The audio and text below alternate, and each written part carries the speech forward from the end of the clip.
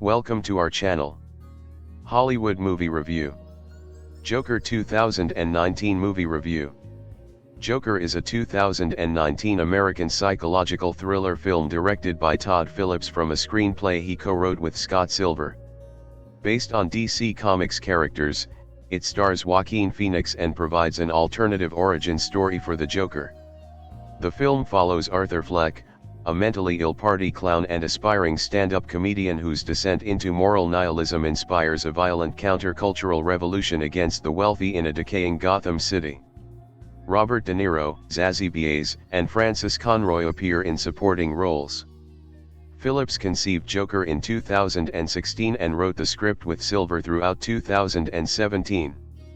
The two were inspired by 1970s character studies and the films of Martin Scorsese, particularly Taxi Driver, 1976, and The King of Comedy, 1982. Scorsese was initially attached to the project as a producer. The film loosely adapts plot elements from Batman, The Killing Joke, 1988, and The Dark Knight Returns, 1986, but Phillips and Silver otherwise did not look to specific comics for inspiration, nor did they wish for it to be connected to any prior Batman film continuity. Phoenix became attached in February 2018 and was cast that July, while the majority of the cast signed on by August. Principal photography took place in New York City, Jersey City, and Newark, from September to December 2018. Joker is the first live-action theatrical Batman film to receive an R rating from the Motion Picture Association. Joker premiered at the 76th Venice International Film Festival on August 31, 2019, where it won the Golden Lion, and was theatrically released in the United States on October 4 by Warner Bros. Pictures. It received mixed reviews from critics, though Phoenix's performance received widespread acclaim. It was a major box office success, setting records for an October release and going on to gross over $1 billion worldwide, becoming the first R-rated film to do so. It held the record for highest-grossing R-rated film until being surpassed by Deadpool and Wolverine in 2024. The film was nominated for 11 awards at the 92nd Academy Awards, winning 2, Best Actor for Phoenix and Best Original Score, and received numerous other accolades.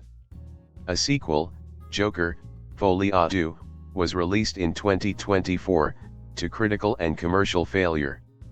In 1981, Arthur Fleck is a party clown and aspiring stand-up comedian who lives with his mother, Penny, in crime-ridden Gotham City. He suffers from a neurological disorder that causes him to have random, uncontrollable laughing fits, for which he takes medication that he obtains through the city's social services program.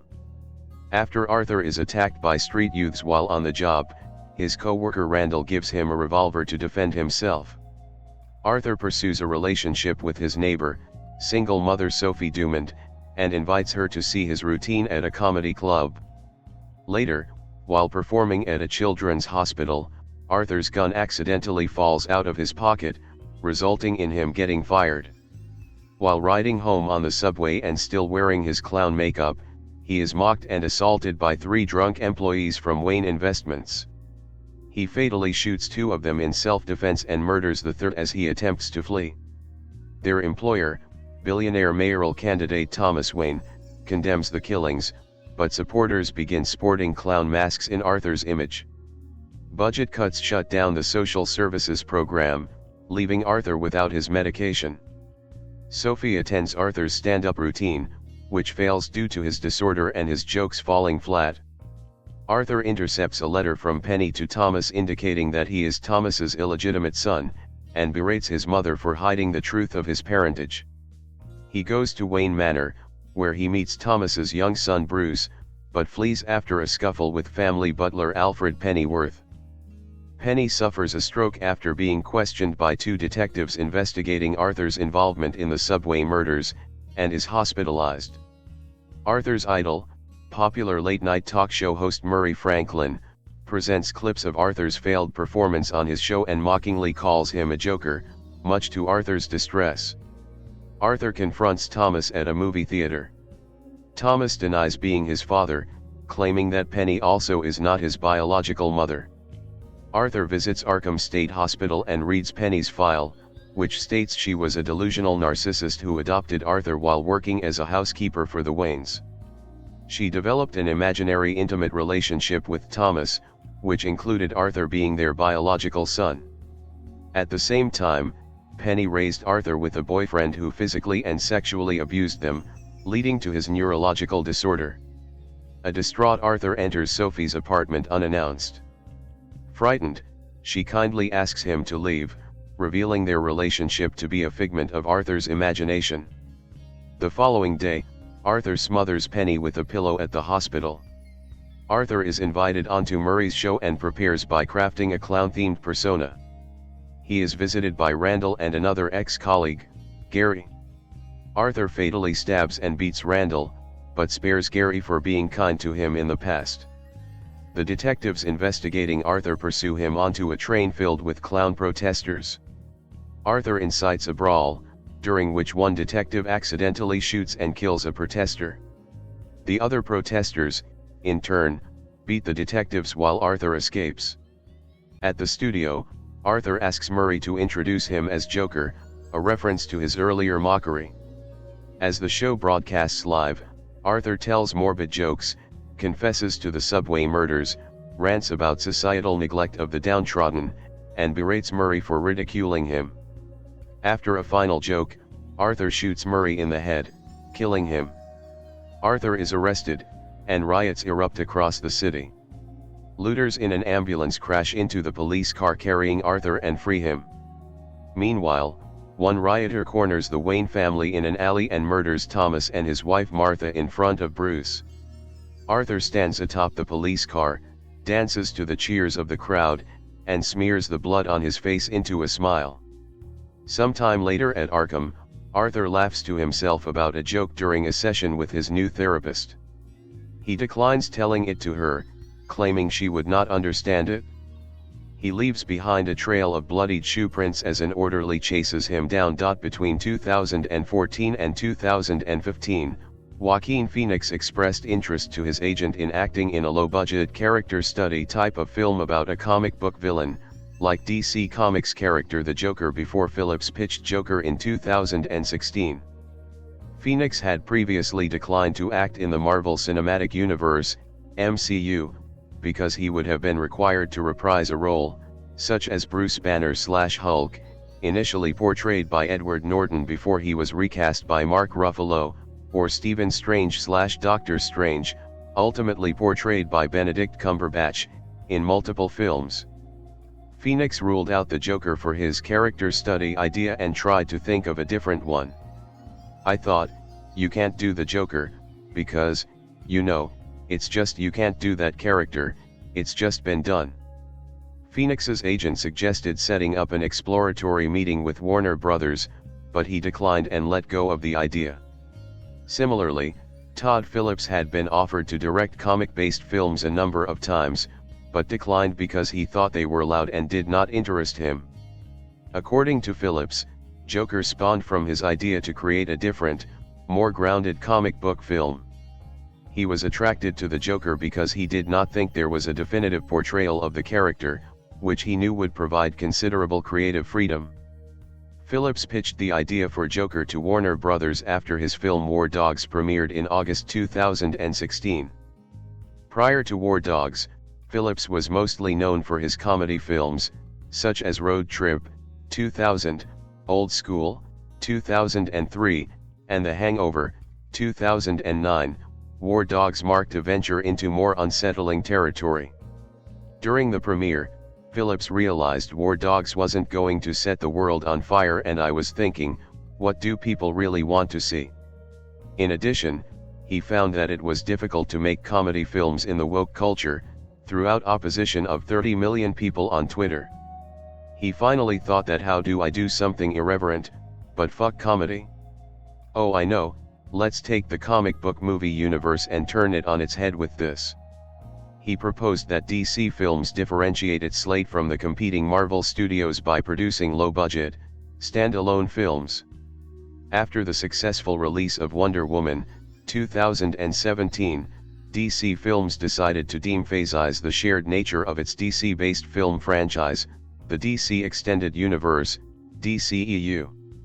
In August 2017, Warner Bros. And DC Films revealed plans for the film, with Phillips directing and co-writing with Scott Silver and Martin Scorsese set to co-produce with Phillips. According to Tatiana Siegel of The Hollywood Reporter, Scorsese considered directing Joker before Phillips was chosen, though a Warner Bros. Source said he only became involved because the film needed a New York City-based producer. According to Kim Masters and Boris Kidd of The Hollywood Reporter, Jared Leto, who portrayed the Joker in the DCEU, was displeased by the existence of a project separate from his interpretation.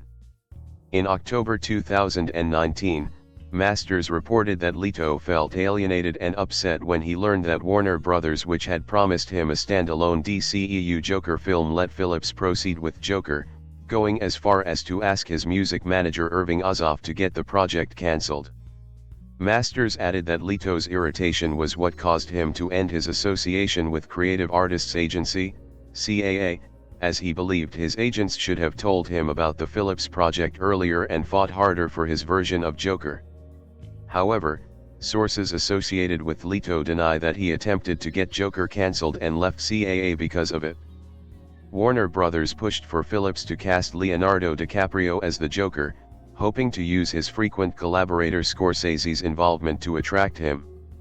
However, Phillips said that Phoenix was the only actor he considered, and that he and Silver wrote the script with Phoenix in mind.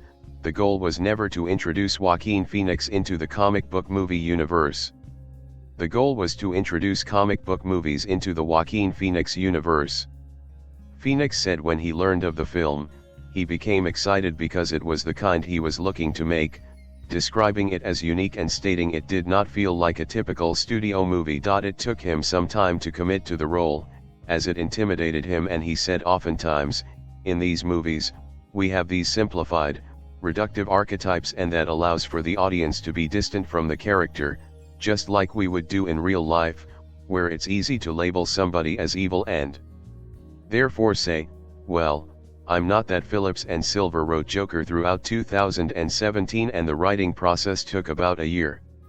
According to producer Emma Tillinger-Koskoff, it took some time to get approval for the script from Warner Bros., partly because of concerns over the content. Similarly, Phillips commented that there were a zillion hurdles during the year-long writing process due to the visibility of the character. Phillips said that while the script's themes may reflect modern society, the film was not intended to be political. He also noted that Joker is a story about child trauma and mental illness. In their script, Phillips talked about how difficult it is for patients to reveal their diagnoses, referring to a line from the film, "The worst part of having a mental illness is that people expect you to behave as if you don't." The script draws inspiration from Scorsese films such as Taxi Driver, 1976, Raging Bull, 1980, and The King of Comedy, 1982, as well as Phillips' Hangover trilogy. Other films Phillips has cited as inspiration include character studies released in the 1970s such as Serpico, 1973, and One Flew Over the Cuckoo's Nest, 1975, the silent film The Man Who Laughs, 1928, and several musicals. Phillips said that aside from the tone, he did not consider Joker that different from his previous work, such as his Hangover films. The film's premise was inspired by Alan Moore and Brian Bolland's graphic novel Batman, The Killing Joke, 1988, which depicts the Joker as a failed stand-up comedian, while the climactic talk show scene was inspired by a similar scene in Frank Miller's The Dark Knight Returns, 1986. However, Phillips said the film does not follow anything from the comic books. That's what was interesting to me. We're not even doing Joker, but the story of becoming Joker. Phillips later clarified that he meant they did not look to a specific comic for inspiration, but rather picked and chose what we liked from the character's history. Having grown up in New York, Phillips also drew inspiration from life in New York City during the early 1980s. The subway shooting scene and its aftermath were inspired by the 1984 New York City subway shooting, while Arthur Fleck is partially based on the shooting's perpetrator, Bernhard Goetz. Phillips and Silver found the most common Joker origin story, in which the character is disfigured after falling into a vat of acid, too unrealistic. Instead, they used certain elements of the Joker lore to produce an original story, which Phillips wanted to feel as authentic as possible. Because the Joker does not have a definitive origin story in the comics, Phillips and Silver were given considerable creative freedom and pushed each other every day to come up with something totally insane. While the Joker had appeared in several films before, Phillips thought it was possible to produce a new story featuring the character. It's just another interpretation, like people do interpretations of Macbeth, 1606, he told the New York Times. However, they did try to retain the ambiguous multiple-choice nature of the Joker's past by positioning the character as an unreliable narrator with entire storylines simply being his delusions and left what mental illnesses he suffers from unclear. As such, Phillips said the entire film is open to interpretation. When a draft of the film's script, written in April 2018, was leaked and spread on the internet, Phillips stated that it was an old version from 6 months before filming began. Phillips also declined to take legal action against the spread of the script, stating that he liked having an old version circulate. Following the disappointing critical and financial performance of Justice League 2017, in January 2018 Walter Hamada replaced John Berg as the head of DC-based film production at Warner Bros. Hamada sorted through the various DC films in development, canceling some while advancing work on others. The film was set to begin filming in late 2018 with a small budget of $55 million. Kim Masters of The Hollywood Reporter said Warner Bros. Was reluctant to let Joker move forward and gave it a small budget in an effort to dissuade Phillips. Phillips said that Hamada did not understand what he was trying to do. By June, Robert De Niro was under consideration for a supporting role in the film. The deal with Phoenix was finalized in July 2018, after 4 months of persuasion from Phillips. Immediately afterwards, Warner Bros. Officially greenlit the film, titled it Joker and gave it an October 4, 2019, release date. Warner Bros. Described the film as an exploration of a man disregarded by society that is not only a gritty character study, but also a broader cautionary tale.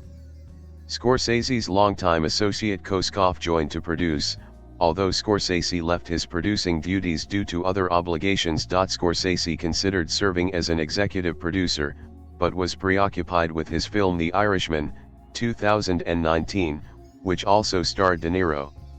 It was also confirmed that the film would have no effect on Leto's Joker and would be the first in a new series of DC films unrelated to the DCEU.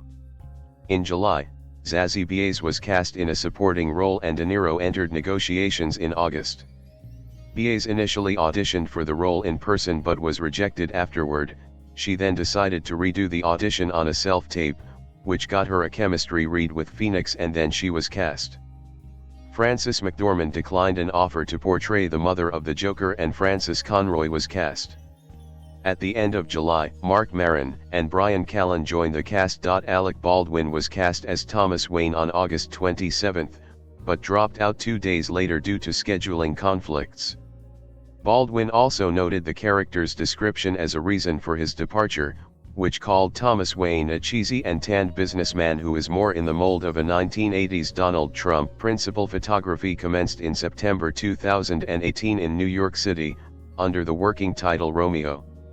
Shortly after filming began, De Niro, Brett Cullen, Shea Whigham, Glenn Fleshler, Bill Camp, Josh Pays and Douglas Hodge were announced to have joined the film, with Cullen replacing Baldwin. Bradley Cooper joined the film as a producer, and the director of photography was Lawrence Sher, both of whom Phillips had previously collaborated with. On September 22, a scene depicting a violent protest was filmed at the Church Avenue station in Kensington, Brooklyn, although the station was modified to look like the Bedford Park Boulevard station in the Bronx.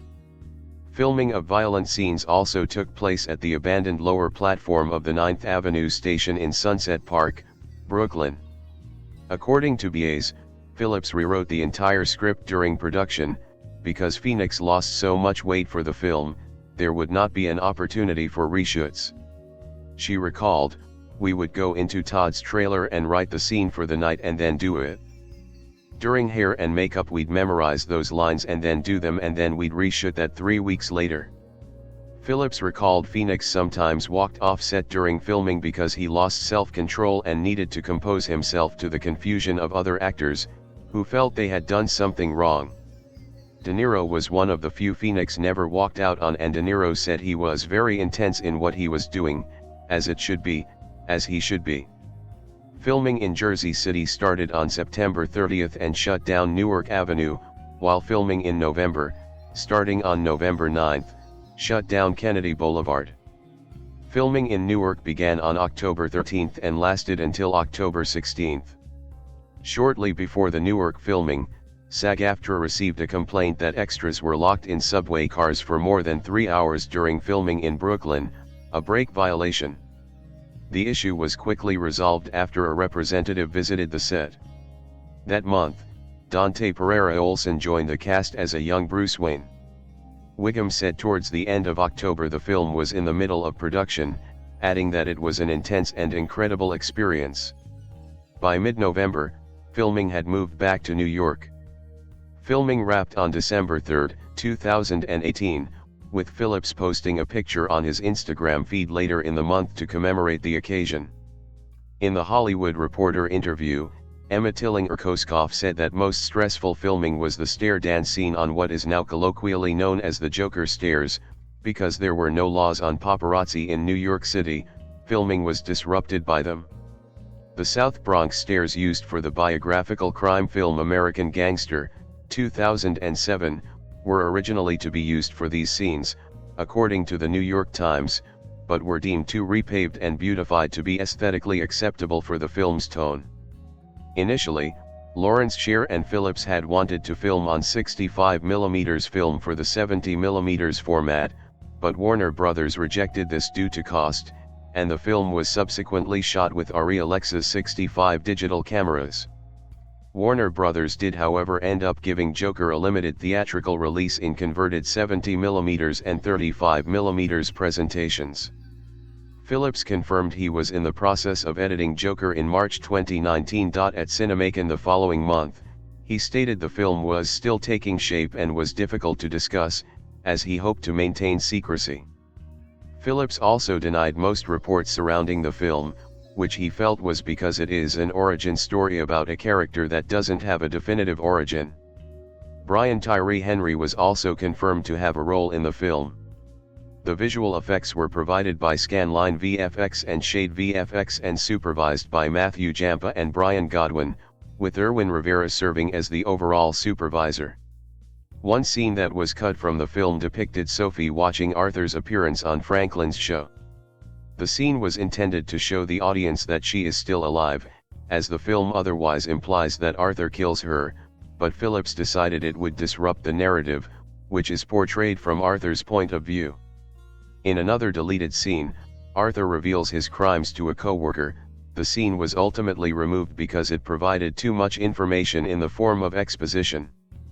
According to one source, the film's original script ended with Arthur carving himself a Glasgow smile in front of his crowd of supporters, but the idea got shot down by then Warner Brothers executive Christopher Nolan, who mandated that only Heath Ledger's version of the Joker from his film The Dark Knight, 2008, should have a Glasgow smile.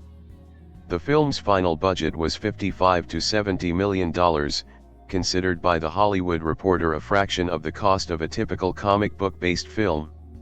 In comparison, the previous villain-centered DC film, Suicide Squad, 2016, cost $175 million. $25 million of Joker's budget was covered by the Toronto-based financing company Creative Wealth Media, while Village Roadshow Pictures and Bronze Studios each contributed 25%. Joker was also the first live-action theatrical film in the Batman film franchise to receive an R rating from the Motion Picture Association of America, officially for strong bloody violence, disturbing behavior, language, and brief sexual images. In the United Kingdom, the British Board of Film Classification, BBFC, gave the film a 15 certificate for strong bloody violence language. Gotham City in Joker was set in the 1980s in a New York City-esque Gotham, according to Todd Phillips, to separate it, quite frankly, from the DC universe. Mark Friedberg, the production designer of this film, said he established the filming location of Gotham Square in Newark as a film set because there was still poverty. He wanted Gotham to look like a gritty city, as described in Taxi Driver, 1976, so he named all structures and lines in this film and drew a specific map of Gotham City. He displayed 1970s brightly colored muscle cars on the set, conveying dissonance and being awful and beautiful at the same time. He also tried to describe Gotham as a decaying city through graffiti, garbage on the road and cracked sidewalks. The VFX team added fictional buildings, changing the skyline of the city to give the sense that the city was pressing down on Arthur. Lawrence Sher said sodium vapor lights were used in this film, representing Arthur's isolation and his more hopeful side. Arkham State Hospital is based on Arkham Asylum. Warner Brothers. Korea explained that it is a more realistic name in the real world. The exterior of Arkham State Hospital was filmed at Brooklyn Army Terminal while the interior was pictured in Metropolitan Hospital Center of Harlem. Throughout the film, two walls are shown inside Arkham State Hospital, one is clearly white in the first and last scenes, the other is dirty yellow in the scene in which Arthur runs with a medical report. This difference was intended to make the audience confused and to question the possibility that Arthur had been in hospital the entire time. One of the most important inspirations for Arthur's behavior came from The Little Tramp in Modern Times, 1936, while his ridiculous movement was inspired by Charlie Chaplin. Arthur's dance was influenced by that of Ray Bolger, and his gesture of making a smile from two fingers in his mouth was from Buster Keaton. In preparation, Phoenix ate a single sparse meal per day for 8 months, losing 52 pounds, 24 kilograms, to look wolf-like and malnourished and hungry, and watched videos of people suffering from pathological laughter to refine his own laughter for the role. He sought to portray a character whom audiences could not relate to and did not look to previous Joker actors for inspiration. Instead, he read a book about political assassinations so he could understand killers and their motivations. Phillips identified Arthur's normal face as being his real mask, while Joker served as his true personality. He had also identified the genuine laugh occurring only in the last scene. Director Todd Phillips said that he intentionally left it ambiguous as to whether Arthur becomes the Joker of traditional Batman stories or inspires a separate character, although Phoenix believes that Arthur is the former. Nikki Letterman and Kay Georgiou, the makeup designer and hairstylist, tried to show Arthur Fleck to be handmade and realistic. Georgiou designated Arthur as a man with unwashed hair. Arthur's costumes, designed by Mark Bridges, were matched to look aged, overdyed, and distressed through wearing him with cheap polyester pants and an acrylic sweater. His color palette was inspired by the aesthetics of the 1980s, blue, maroon, brown, mauve, and gray. Bridges explained Arthur's costume color started from a juvenile mode and later changing to align with the tone of the film. In the first scene, Arthur's too small hooded jacket and white socks emphasizes the childish concept, being a reflection of him living with his mother Penny, with her calling him my little boy, and the influence of Charlie Chaplin. However, he wore a charcoal sweater during the scene in which he is interviewed by the social worker and finally wore a scab-colored knit top in Arkham State Hospital. A line depicting his old suit for many years was interpreted a mustard-toned vest and a patterned bottle green shirt. After turning Arthur into Joker, his design was also changed. His hair was dyed broccoli green and he wore a suit similar to the one in the original Batman series. However, the Joker suit in this film had different colors compared to previous films, purple suit with a green or yellow shirt. Mark Bridges noted that it was a result of Phillips' intention to not want to be connected to anything else. Initially, the color of the suit in the script was set to terracotta, but Bridges changed this to red to give more expressive emotion. Additionally, his suit colors, green, yellow, purple, and red, were contrasted with those of his antagonists, including Thomas Wayne, giving them to gray and blue like Batman. Clown makeup was drawn with a classic, antique feel, with darker colors and tones and menacing eyebrows. Due to copyright laws stating that no two clowns can look alike, Letterman faced a challenge. In August 2018, Hildur Guðnadóttir was hired to compose the film's score. Hildur began writing music after reading the script and meeting with Phillips, who had a lot of strong ideas about how he thought the score should sound. She worked on the Joker score alongside the score for the drama miniseries Chernobyl. Hildur told the Hindus Divyakala Bhavani switching between the two was challenging because the scores were so different. Additionally, the film features the songs That's Life, Send in the Clowns, White Room and Rock and Roll Part 2. The use of Rock and Roll Part 2 generated controversy when it was initially reported that its singer, convicted child sex offender Gary Glitter, would receive royalties, but it was later confirmed he would not, as he had long since sold the rights. The US rights to the song are now owned by Universal Music Publishing Group. The score was released on October 2, 2019, by Watertower Music. Hildur's music won numerous awards including an Academy Award, a Satellite Award, a Saturn Award, the Hollywood Music in Media Awards, HMMA, and the Golden Globe Award for Best Original Score, with the latter making her the first woman to win as a solo composer in that category. Phillips promoted Joker by posting on-set photos on his Instagram account. On September 21, 2018, he released test footage of Phoenix in costume as the Joker, with laughing by the guests who accompanying the footage. At Cinemacon on April 2, 2019, Phillips unveiled the first trailer for the film, which was released online the following day. The trailer, prominently featuring the song Smile performed by Jimmy Durante, generated positive responses, with some commentators comparing it to Taxi Driver and Requiem for a Dream, 2000, and praising Phoenix's performance.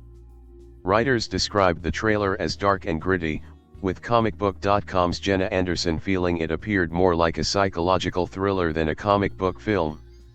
Actor Mark Hamill, who has voiced the Joker since the cartoon Batman, the animated series, 1992 to 1995, expressed enthusiasm on Twitter. Conversely, IO9's Jermaine Lucie said the trailer revealed too little and that it was too similar to photos Phillips had posted on Instagram. While he still believed it exhibited potential, Lucie overall thought the trailer was not a home run. The trailer received over 8 million views in the first few hours of release. On August 25, 2019, Phillips released 6 brief teasers that contained flashes of writing, revealing the second trailer would be released on August 28. Filmmaker Kevin Smith commended the trailer, stating he thought the film would still work even if DC Comics didn't exist and praising its uniqueness. Overall, Deadline Hollywood estimated that Warner Bros. Spent $120 million on promotion and advertisements. Joker had its world premiere at the 76th Venice International Film Festival on August 31, 2019, where it received an 8-minute standing ovation and won the Golden Lion Award. It also screened at the Toronto International Film Festival on September 9, 2019. The film was released theatrically by Warner Bros. Pictures on October 4, 2019, in the United States and a day earlier in Australia and several other international markets. On November 16, 2019, it was screened at the White House for President Donald Trump, who reportedly enjoyed the film. Some theaters released this movie on 70mm film, by original intention of the movie's director. Following its nominations at various awards shows, the film was scheduled to be re-released in theaters across North America, beginning on January 17, 2020. On September 18, 2019, the United States Army distributed an email warning service members of potential violence at theaters screening the film and noting the Joker character's popularity among the incel community. A separate memo revealed the Army received credible information from Texas law enforcement regarding the targeting of an unknown movie theater during the release. The film, forbidden to minors under 17 in the US, was feared to possibly encourage imitations of the criminal behaviors represented in the film in ordinary life. However, according to Deadline Hollywood, the FBI and the United States Department of Homeland Security found no credible threats surrounding the release of the film. In an interview with The Wrap, Phillips expressed surprise at criticism of the film's dark tone, stating it's because outrage is a commodity and calling critics of the film far left. Phoenix walked out of an interview by The Telegraph when asked if the film could inspire mass shooters. He later returned to finish the interview, but did not answer the question. Following this, journalists were disinvited from the premiere at TCL Chinese Theater, with only photographers being allowed to interact with the filmmakers and cast on the carpet.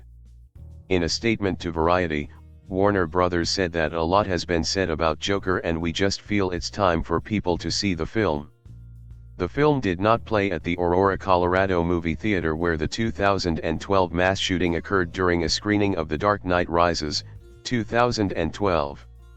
3 families of victims, as well as the mother of a witness, signed a letter to Warner Brothers with the request. Additionally, Landmark Theaters prohibited moviegoers from wearing Joker costumes during its run, while the Los Angeles and New York City police departments increased police visibility at area theaters, though they did not receive any specific threat. Ultimately, despite the aforementioned concerns, screenings of the film proceeded and concluded with no reports of violent incidents. Joker was released on digital HD on December 17, 2019, and on DVD, Blu-ray and Ultra HD Blu-ray on January 7, 2020. It debuted on HBO on May 16, 2020, and on HBO Max when it launched on May 27, 2020.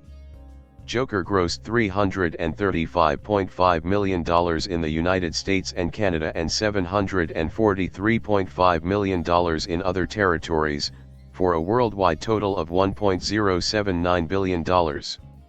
It is the 6th highest grossing film of 2019 and the 2nd highest grossing R-rated film of all time, as well as the first and only R-rated film to pass the $1 billion mark until Deadpool and Wolverine in 2024.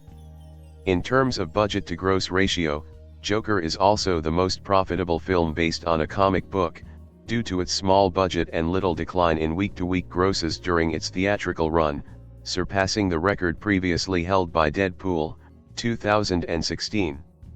Deadline Hollywood estimated the film made a net profit of $437 million, when factoring together all expenses and revenues. In August 2019, Box Office Pro analyst Sean Robbins wrote that he expected Joker to gross $60 to $90 million during its opening weekend in North America. Following the film's premiere, Box Office predicted Joker could open to $70 to $95 million domestically. Later updating to $85 to $105 million, Robbins suggested it could become the first October release to open to over $100 million and surpass the record set by Venom, 2018.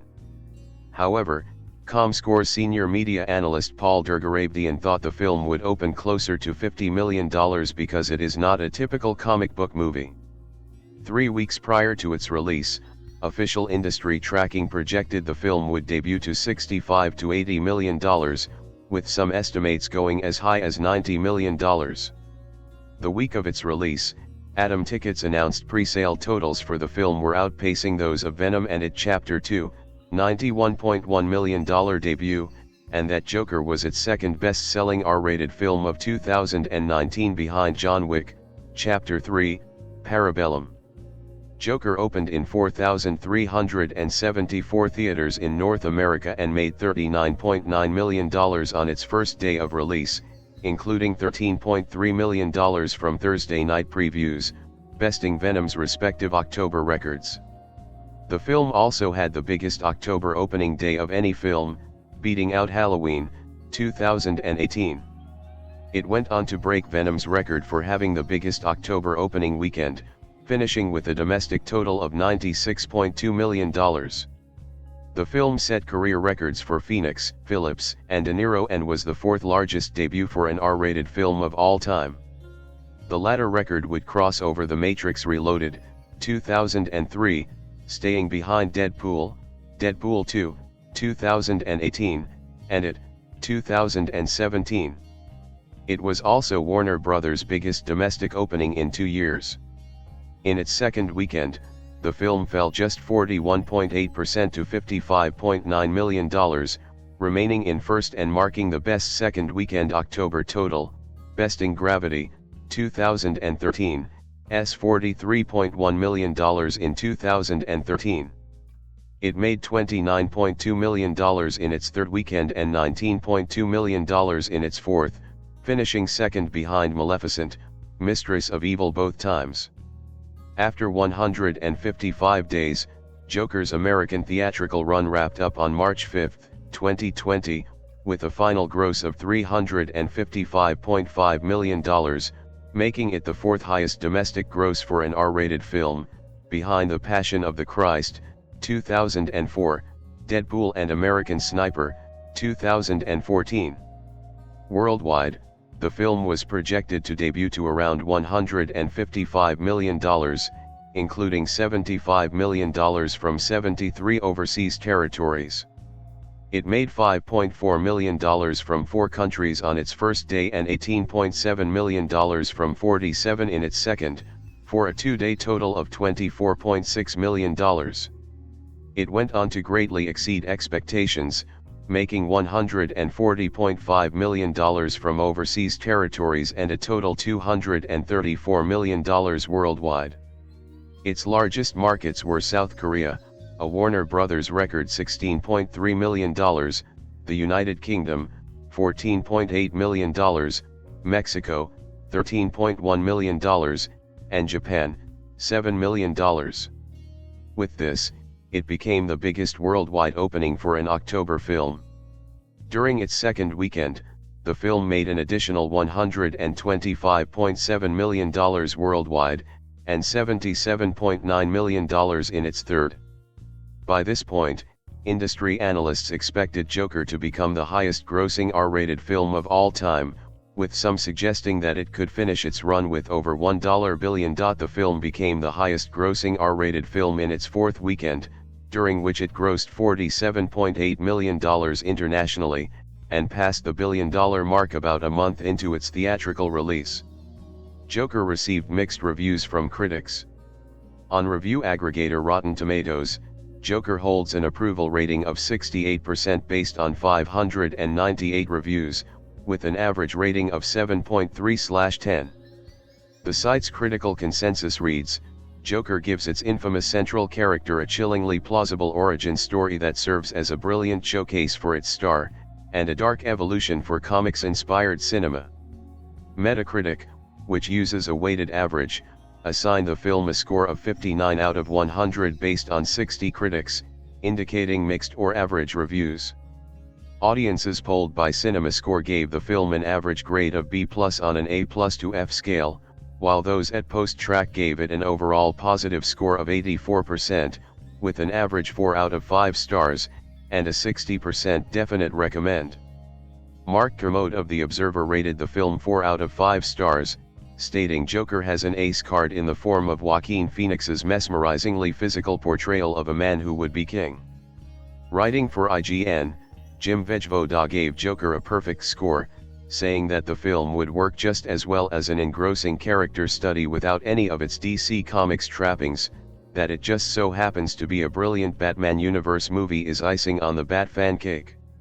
He found it a powerful and unsettling allegory of contemporary neglect and violence and described Phoenix's performance as the Joker as engrossing and Oscar-worthy.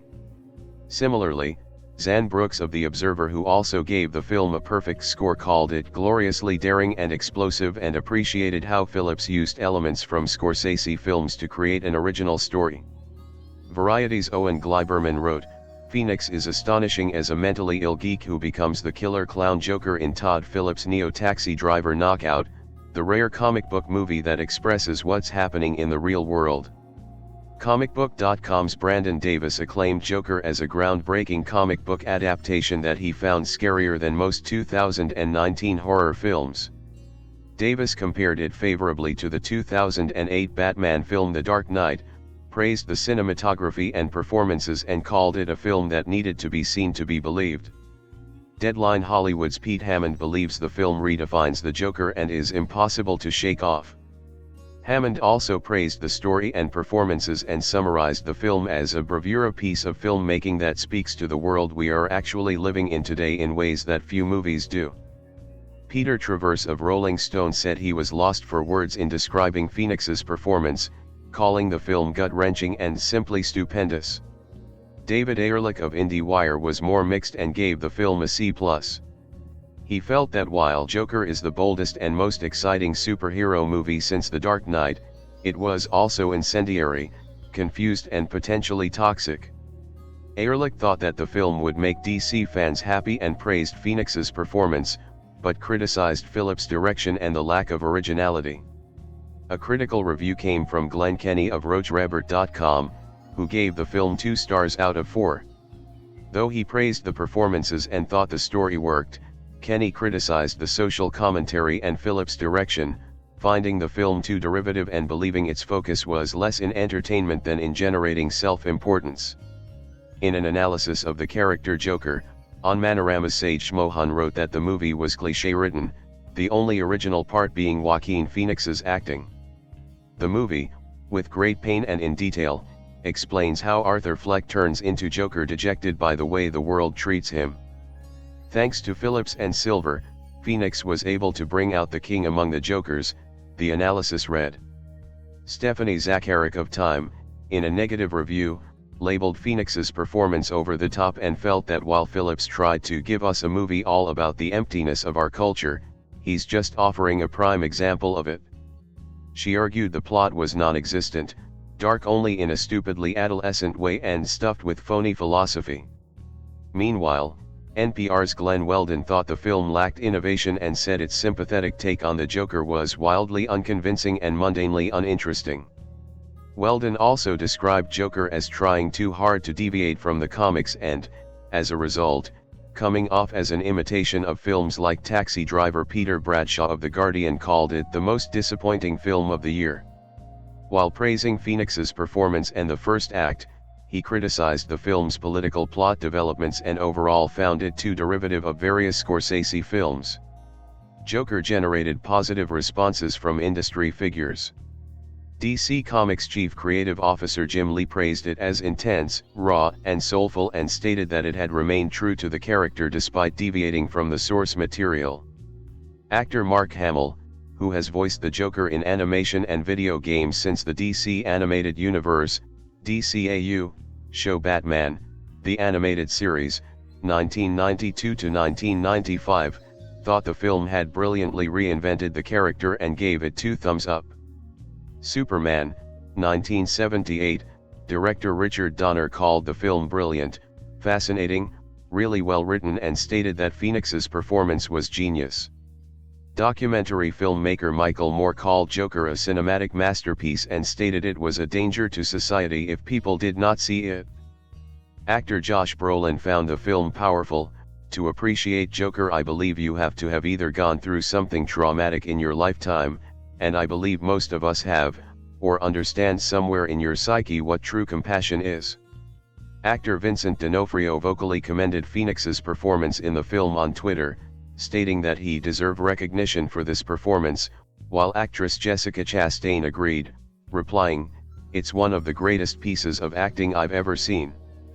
Actress and screenwriter Phoebe Waller-Bridge also praised the film, stating, "I think the reason people got so uncomfortable is because it feels too true, too raw.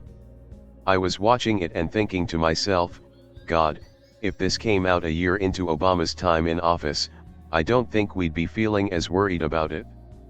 Filmmaker David Fincher said of the film's unexpected success, "Nobody would have thought they had a shot at a giant hit with Joker had The Dark Knight not been as massive as it was. I don't think anyone would have looked at that material and thought, yeah, let's take Travis Bickle and Rupert Pupkin and conflate them. then trap him in a betrayal of the mentally ill and trot it out for $1 billion. Actor Brendan Gleeson felt that Phoenix's performance as the Joker was absolutely indelible and one of the most magnificent achievements in cinema he has ever seen, incidentally being that the reason he opted to join the film's sequel Joker, Folie à Deux, 2024, as Jackie Sullivan. Filmmaker Ridley Scott, who had previously worked with Phoenix in Gladiator, 2000, felt blown away by the film. While he disliked the apparent way it celebrated violence, Scott felt that Phoenix's performance was remarkable enough to make Phoenix an amazing asset for his film Napoleon, too, in a creative and commercial sense. Producer Peter Jackson cited the film during the Cannes Film Festival 2026 as a key inspiration for the upcoming The Lord of the Rings spin-off The Lord of the Rings, The Hunt for Gollum, due to the way it explored the title character's psychology while telling a story, which they likewise had through J.R.R. Tolkien's The Lord of the Rings appendices and chose to tell but from Gollum's internal perspective. In September 2019, Joker was awarded the Golden Lion, the festival's highest prize, at the 76th Venice International Film Festival. At the 92nd Academy Awards, the film won the Best Actor, Phoenix, and Best Original Score awards. It received overall 11 nominations, including Best Picture, from the ceremony, breaking the record of 8 held by The Dark Knight for the most nominations received by a film based on a comic book, comic strip, or graphic novel. Hildur Guðnadóttir also became the first woman to win an original score Oscar since The Full Monty, 1997, in 1998. At the 73rd British Academy Film Awards, the film won Best Actor in a Leading Role, Phoenix, Best Casting, and Best Original Music out of a leading 11 nominations including Best Film. The film was nominated for 4 Golden Globe Awards for the 77th ceremony, winning the awards for Best Original Score and Best Actor, Phoenix. The film was nominated for 7 awards at the 25th Critics' Choice Awards, winning Best Actor, Phoenix, and Best Score, and was included in the American Film Institute and Cahiers du Cinema's Top 10 Films of 2019. Having won an award at the 26th Screen Actors Guild Awards for Phoenix's performance, Joker also received nominations from other guilds including the Writers Guild of America Awards and the Producers Guild of America Awards. It won Best Period and / or Character Makeup in a Feature-Length Motion Picture from the Makeup Artists and Hair Stylists Guild. Joker deals with the themes of mental illness and its both psychological and sociological effects.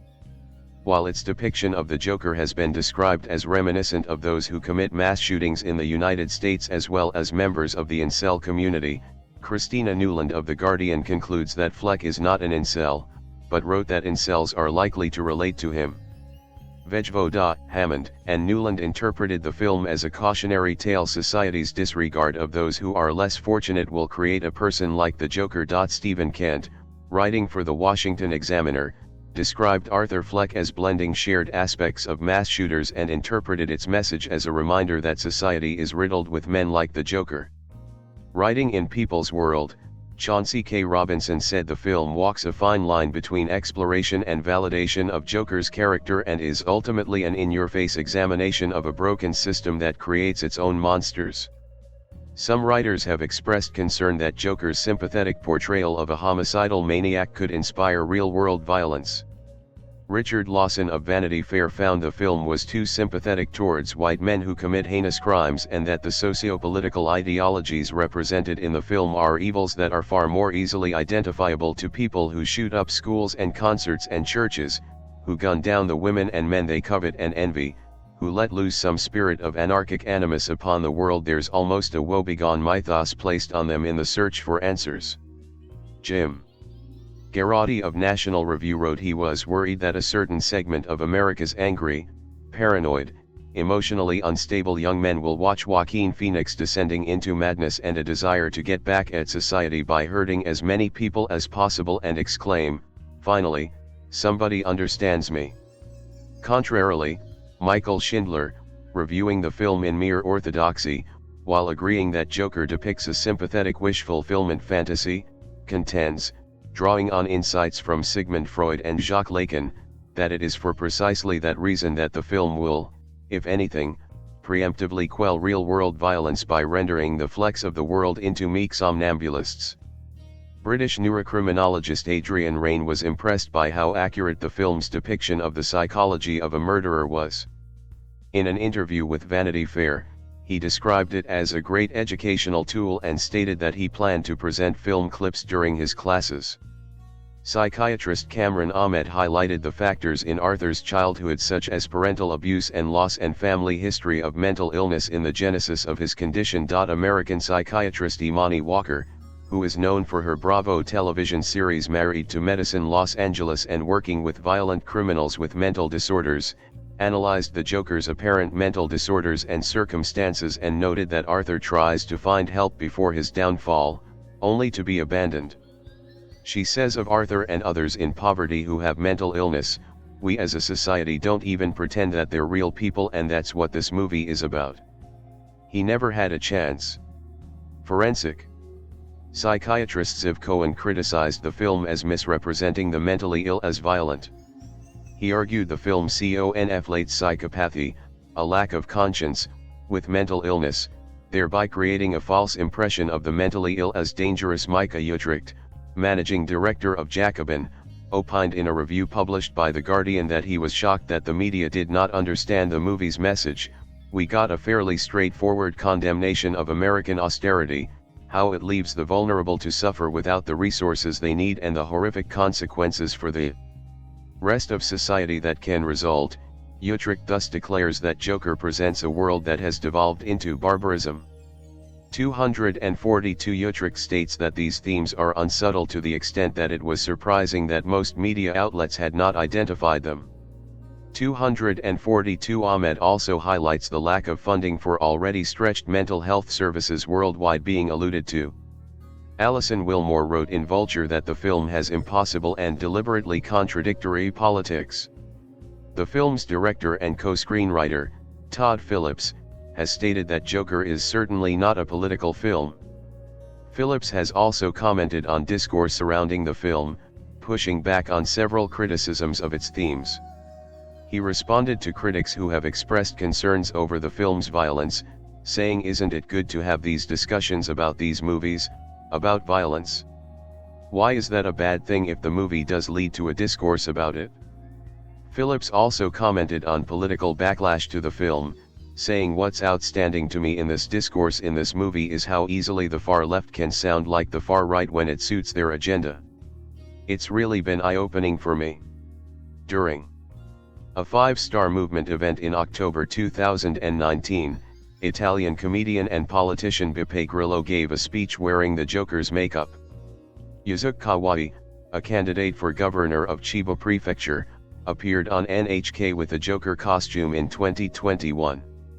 References to the character were also found in anti-government protests worldwide. During the October 17th revolution, a group of graffiti artists called Ashek painted a mural of the Joker holding a Molotov cocktail, and it was also reported that there was a Joker face paint station at the protests in Beirut. In Los Angeles, Chile, during the social outburst protests, the phrase "We are all clowns," which is adopted by Gotham City protesters in the movie, was written at the foot of a statue.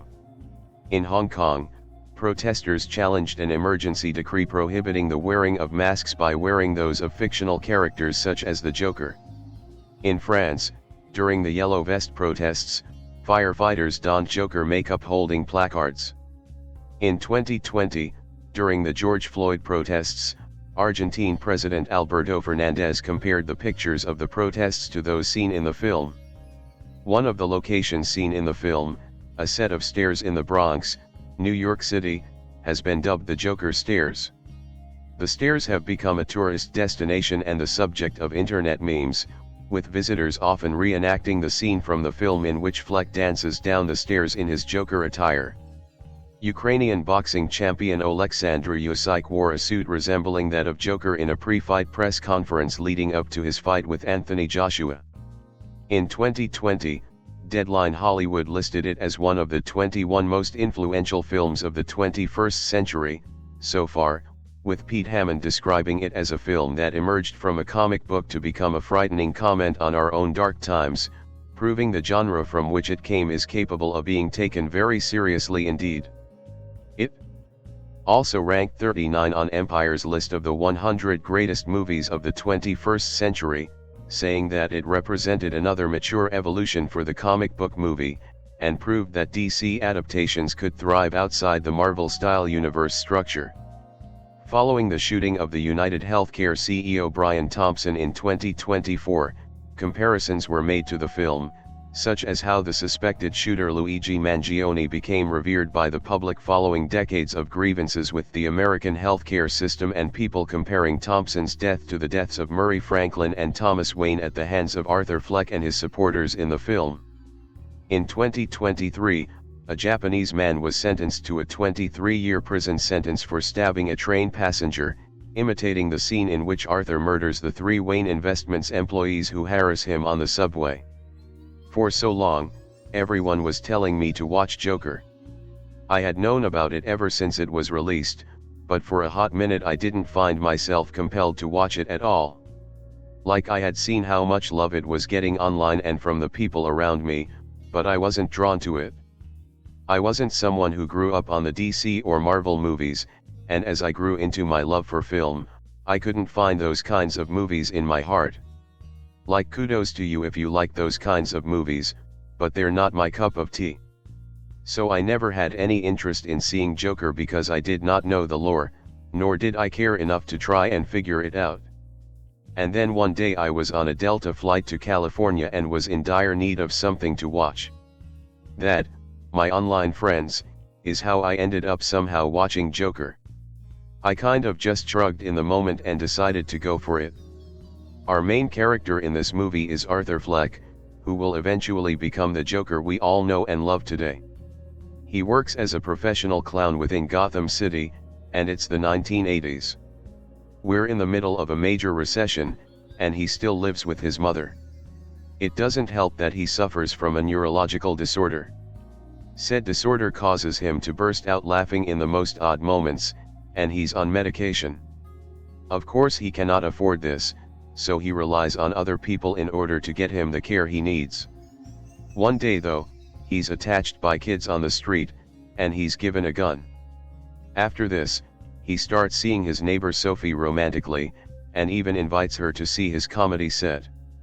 However, when he's at work one day, performing as the clown at a hospital, his gun is seen and he's fired. His co-worker who gave it to him denies the fact he gave it to Arthur, and when he's riding home on the subway, he's mocked by some businessmen. Arthur finally snaps and shoots 2 of them dead, and kills another one on the way out. The head of their corporation, Thomas Wayne, condemns this, but people start protesting on the streets, dressing as clowns. Arthur is then cut off from his medication due to budget cuts.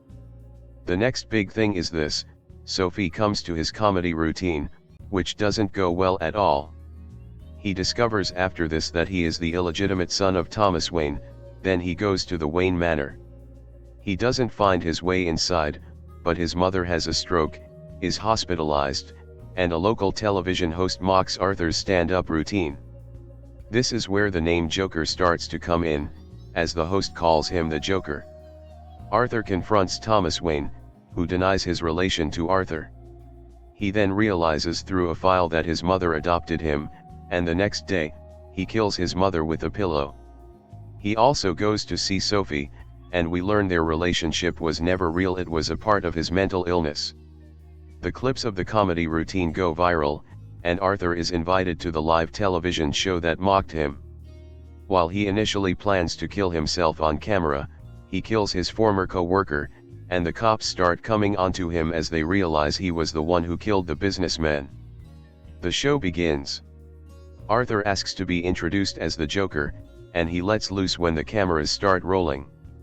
He confesses to everything he's done, then he shoots the host in the head on air. Riots break out in the city as he's arrested, and Wayne and his wife are murdered, leaving Bruce behind. Arthur stands on a car, smearing blood across his face in the classic Joker imagery, and he's sent to jail. In some ways, I like this film. The dark, grungy aesthetics and the discussions about mental health and how it's further worsened by cycles of poverty and oppression are important ones. Phoenix also gives the performance of a lifetime when he appears in this movie, and go watch his Oscar speech for this role if you haven't already. He's really an icon. But why didn't I care for this movie in the end? It feels like it needs something more to me. While these discussions are great, showing how a man can descend into what the ruling elite consider evil, I wanted more from it. I can't put my finger on what I'm trying to say, but I hope you, my dear reader, can understand. In mainstream movies today, dark is just another flavor. Like edgy, it's an option you use depending on what market you want to reach. And it is particularly useful when injected into the comic book genre. Darkness no longer has much to do with feelings of alienation the filmmaker wants to express or purge, as was the case with a film like Taxi Driver. It's not about exploring uncomfortable ideas, as was done in The King of Comedy. Do you think Todd Phillips, who co-wrote and directed Joker, and references those movies so often you might expect that Martin Scorsese was enlisted as an executive producer here as a way of heading off a plagiarism lawsuit? He dropped out not too long after signing on, however, really cares about income inequality, celebrity worship, and the lack of civility in contemporary society? I don't know him personally, but I bet he doesn't give a toss. He's got the pile he made on those hangover movies, which some believe have indeed contributed to the lack of civility in etc., and can not only buy up all the water that's going to be denied us regular slobs after the big one hits, he can afford the bunker for after the bigger one hits.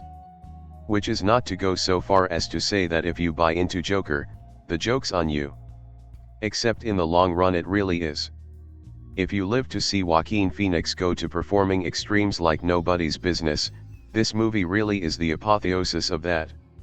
As Arthur Fleck, the increasingly unglued street clown and wannabe stand-up comic down and out in what looks like 1980s Gotham, although who knows what period detail looks like in fictional cities, Phoenix flails, dances, laughs maniacally, puts things in his mouth that shouldn't go there, and commits a couple of genuinely ugly and disgusting crimes with ferocious relish.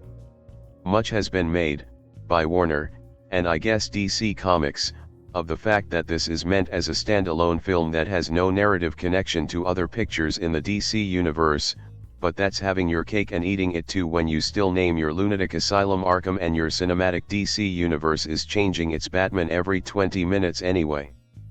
Maybe what they really mean is that this is the first and last DC movie that's going to be rated R. A rating it thoroughly earns.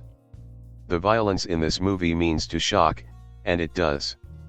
Fleck's alienation in the early scenes evokes Travis Bickle's, but this movie is too chicken-livered to give Fleck Bickle's racism, although it depicts him mostly getting hassled by people of color in the first third. Fleck is also fixated with a Carson-like talk show host played by Robert De Niro, reversing the King of Comedy player positions. He also likes the black woman down the hall from him, played by Zazie Beetz. The casting is not just meant to give the movie bragging rights on the zeitgeist curve, but to evoke Diane Abbott in both Taxi Driver and Comedy. Fleck's seemingly successful wooing of the character is a jaw-dropper that had me thinking Beetz ought to fire her agent, but a late-game clarification makes it, well, forgivable is not quite the word, but it will do. As Gotham begins to burn, the civil unrest starts with a garbage strike. Fleck, who has been taken as a vigilante by much of the city's 99%, doesn't quite know what to make of his underground cult stardom. The city is beset by rioters in clown makeup and clown masks. Because this movie is rather suddenly behind the curve in clowns are scary awareness, only Pennywise gets a special dispensation these days. These sequences look like the revolt of the Juggalos or something equally laughable. His mom, Frances Conroy, the poor woman, has been writing letters to her former employer, the magnate Thomas Wayne, and Arthur opens one of the missives and reads them, learning something disturbing. The storyline in and of itself is not a total miss. But once the movie starts lifting shots from A Clockwork Orange, and yes, Phillips and company got Warner's to let them use the Saul Bay Studio logo for the opening credits, in white on red, yet, you know its priorities are less in entertainment than in generating self-importance. As social commentary, Joker is pernicious garbage. But besides the wacky pleasures of Phoenix's performance, it also displays some major movie studio core competencies, in a not dissimilar way to what A Star Is Born presented last year. Bradley Cooper is a producer. The supporting players, including Glenn Fleshler and Brian Tyree Henry, bring added value to their scenes, and the whole thing feels like a movie. The final minutes, which will move any sentient viewer to mutter "would you just pick a goddamn ending and stick to it," are likely an indication of what kind of mess we would have had on our hands had Phillips been left entirely to his own cynical, incoherent devices for the entire runtime. Fortunately, he gets by with a little help from his friends. Audiences, as we know, can't get enough of a great bad guy, the kind we love to hate. The worse he acts, the more we stare. Of course, the fact that we relish a villain doesn't mean that we're on his side. Getting off on the catchy, scary spectacle of bad behavior isn't the same as identifying with it. But in Joker, Todd Phillips' hypnotically perverse, ghoulishly grippingly urban nightmare comic fantasia, Arthur Fleck, Joaquin Phoenix, the mentally ill loser freak who will, down the line, become Batman's nemesis, stands before us not as a grand villain but as a pathetic specimen of raw human damage. Even as we're drinking in his screw-loose antics with shock and dismay, there's no denying that we feel something for him, a twinge of sympathy, or at least understanding. Early on, Arthur, in full clown regalia, is standing in front of a store on a jam-packed avenue, where he's been hired to carry an "everything must go" sign. A bunch of kids steal the sign and then kick the holy crap out of him. The beating fulfills a certain masochistic karma Arthur carries around, but that doesn't take away from the fact that we feel sorry for him. Joker tells the story of Arthur's descent, and, in a way, his rise, but it's clear from the outset that he's a basket case, a kind of maestro of his own misery. He would like, on some level, to connect, but he can't. He's too far out there. Like Norman Bates, he's a self-conscious, postmodern head case, a person who spends every moment trying to twist himself into a normal shape, but he knows the effort is doomed, so he turns it all into a joke that only he gets. Arthur's response to almost everything is to laugh, and he's got a collection of contrived guffaws, a high-pitched delirious giggle, a hearty yak, a stylized cackle that's all but indistinguishable from a sob. In each case, the laughter is an act that parades itself as fakery. What it expresses isn't glee, it expresses the fact that Arthur feels nothing, that he's dead inside. He's a bitter, mocking nowhere man on the edge of a nervous breakdown. For all 2 hours of Joker, Arthur, a two-bit professional clown and aspiring stand-up comic who lives with his batty mother, Frances Conroy, in a peeling paint apartment, is front and center in the movie, and in our psychological viewfinder.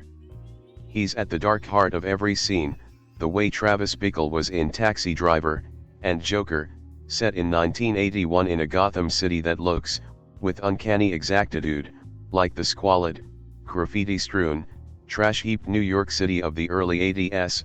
You Can Feel the Rot, is a movie made in direct homage to Taxi Driver, though there are other films it will make you think of. As the story of a putz trying to succeed as a stand-up comedian, it evokes Scorsese and De Niro's satirical riff on Taxi Driver, the king of comedy. There are also elements lifted from Death Wish, Network, V for Vendetta, The Empire Strikes Back, The Shining and The Purge. More than that, though, the whole movie, in spirit, is a kind of origin story riff on Heath Ledger's performance in The Dark Knight, the comic book villain as Method Psycho, a troublemaker so intense in his cuckoo hostility that even as you're gawking at his violence, you still feel his pain. Phoenix's performance is astonishing. He appears to have lost weight for the role, so that his ribs and shoulder blades protrude, and the leanness burns his face down to its expressive essence, black eyebrows, sallow cheeks sunk in gloom, a mouth so rubbery it seems to be snarking at the very notion of expression, all set off by a greasy mop of hair. Phoenix is playing a geek with an unhinged mind, yet he's so controlled that he's mesmerizing. He stays true to the desperate logic of Arthur's unhappiness. You're always aware of how much the mood and design of Joker owe to Taxi Driver and the King of Comedy. For a filmmaker gifted enough to stand on his own, Phillips is too beholden to his idols. Yet within that scheme, he creates a dazzlingly disturbed psycho-morality play, one that speaks to the age of incels and mass shooters and no-hope politics, of the kind of hate that emerges from crushed dreams. Arthur and his mother sit around after hours, watching the late-night talk show host Murray Franklin, played, by De Niro, as a piece of old-school Carson vaudeville, and as much as we think Arthur should move out and leave his mommy behind, we hardly know the half of it. When he gets fired, for revealing a handgun during a clown gig at a children's hospital ward, there's a suspense built into everything that happens, and it spins around the question, how will someone this weak and inept, this trapped in the nuttiness of his self-delusion, evolve into a figure of dark power? At night, on the subway, Arthur, still wearing his clown suit, is taunted and attacked by 3 young Wall Street players. So he pulls out his gun like Charles Bronson and shoots them dead. The case becomes tabloid fodder, killer clown on the loose, and the sensation of it is that the denizens of Gotham think he's a hero. That sounds like a standard comic book movie ploy, but the twisted commitment of Phoenix's performance lets us feel how the violence cleanses Arthur, doing Tai Chi in a bathroom after the murders, he's reborn. And we believe in his thirst for escape, because Phillips, working with the cinematographer Lawrence Sher, who evokes Taxi Driver's gray-green documentary seaminess, creates an urban inferno so lifelike that it threatens to make the film noir Gotham of The Dark Knight look like a video game. Of course, a rebellion against the ruling elite, which is what Arthur's vigilante action comes to symbolize, is more plausible now than it was a decade ago. Joker is a comic book tale rendered with sinister topical fervor. When Arthur, on the elevator, connects with Sophie, Zazie Beetz, his neighbor, the two take turns miming Travis Bickle's finger gun against the head suicide gesture, which becomes the film's key motif. It's a way of saying, this is what America has come to, a place where people feel like blowing their brains out.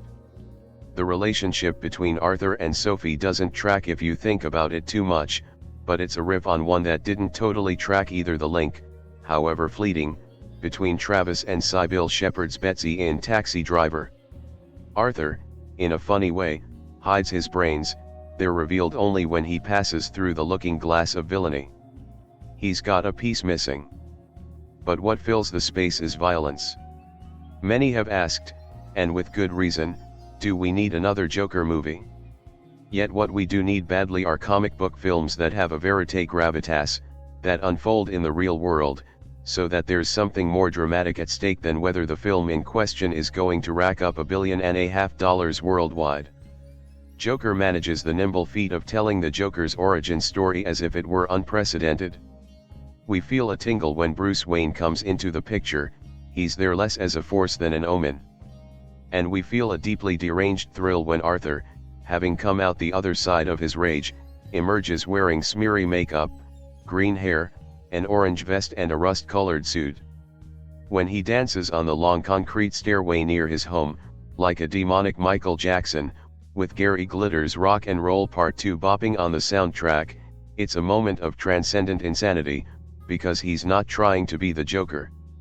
He's just improvising, going with the flow of his madness. And when he gets his fluky big shot to go on TV, we think we know what's going to happen, that he's destined to be humiliated, but what we see, instead, is a monster reborn with a smile. And lo and behold, we're on his side.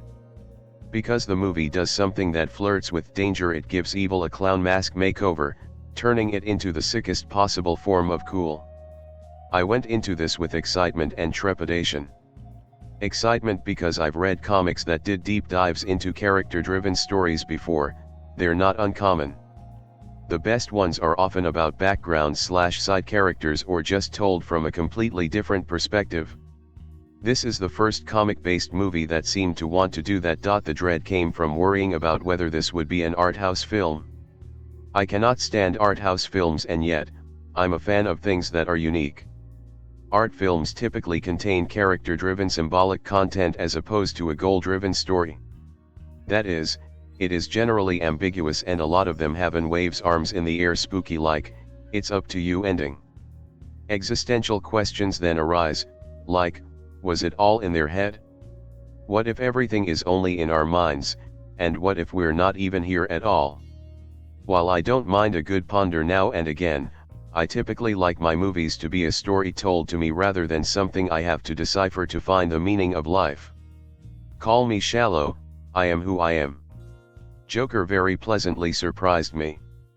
I feel like it took me through the ringer, emotionally, but it was never boring, there was never a wasted moment, everything made sense and I got a very clear ending, even if the internet is debating that. So, to wrap up my initial breakdown, while I would not put this film in the category of art house, I would absolutely describe it as art. Film-wise, I'd say it was good old-fashioned noir film that stayed suspenseful throughout. Set in 1981, it had the right music, references, and costuming to really pull you into that era. The cinematography was spectacular. I especially enjoyed the running and the riot scenes. So, the acting.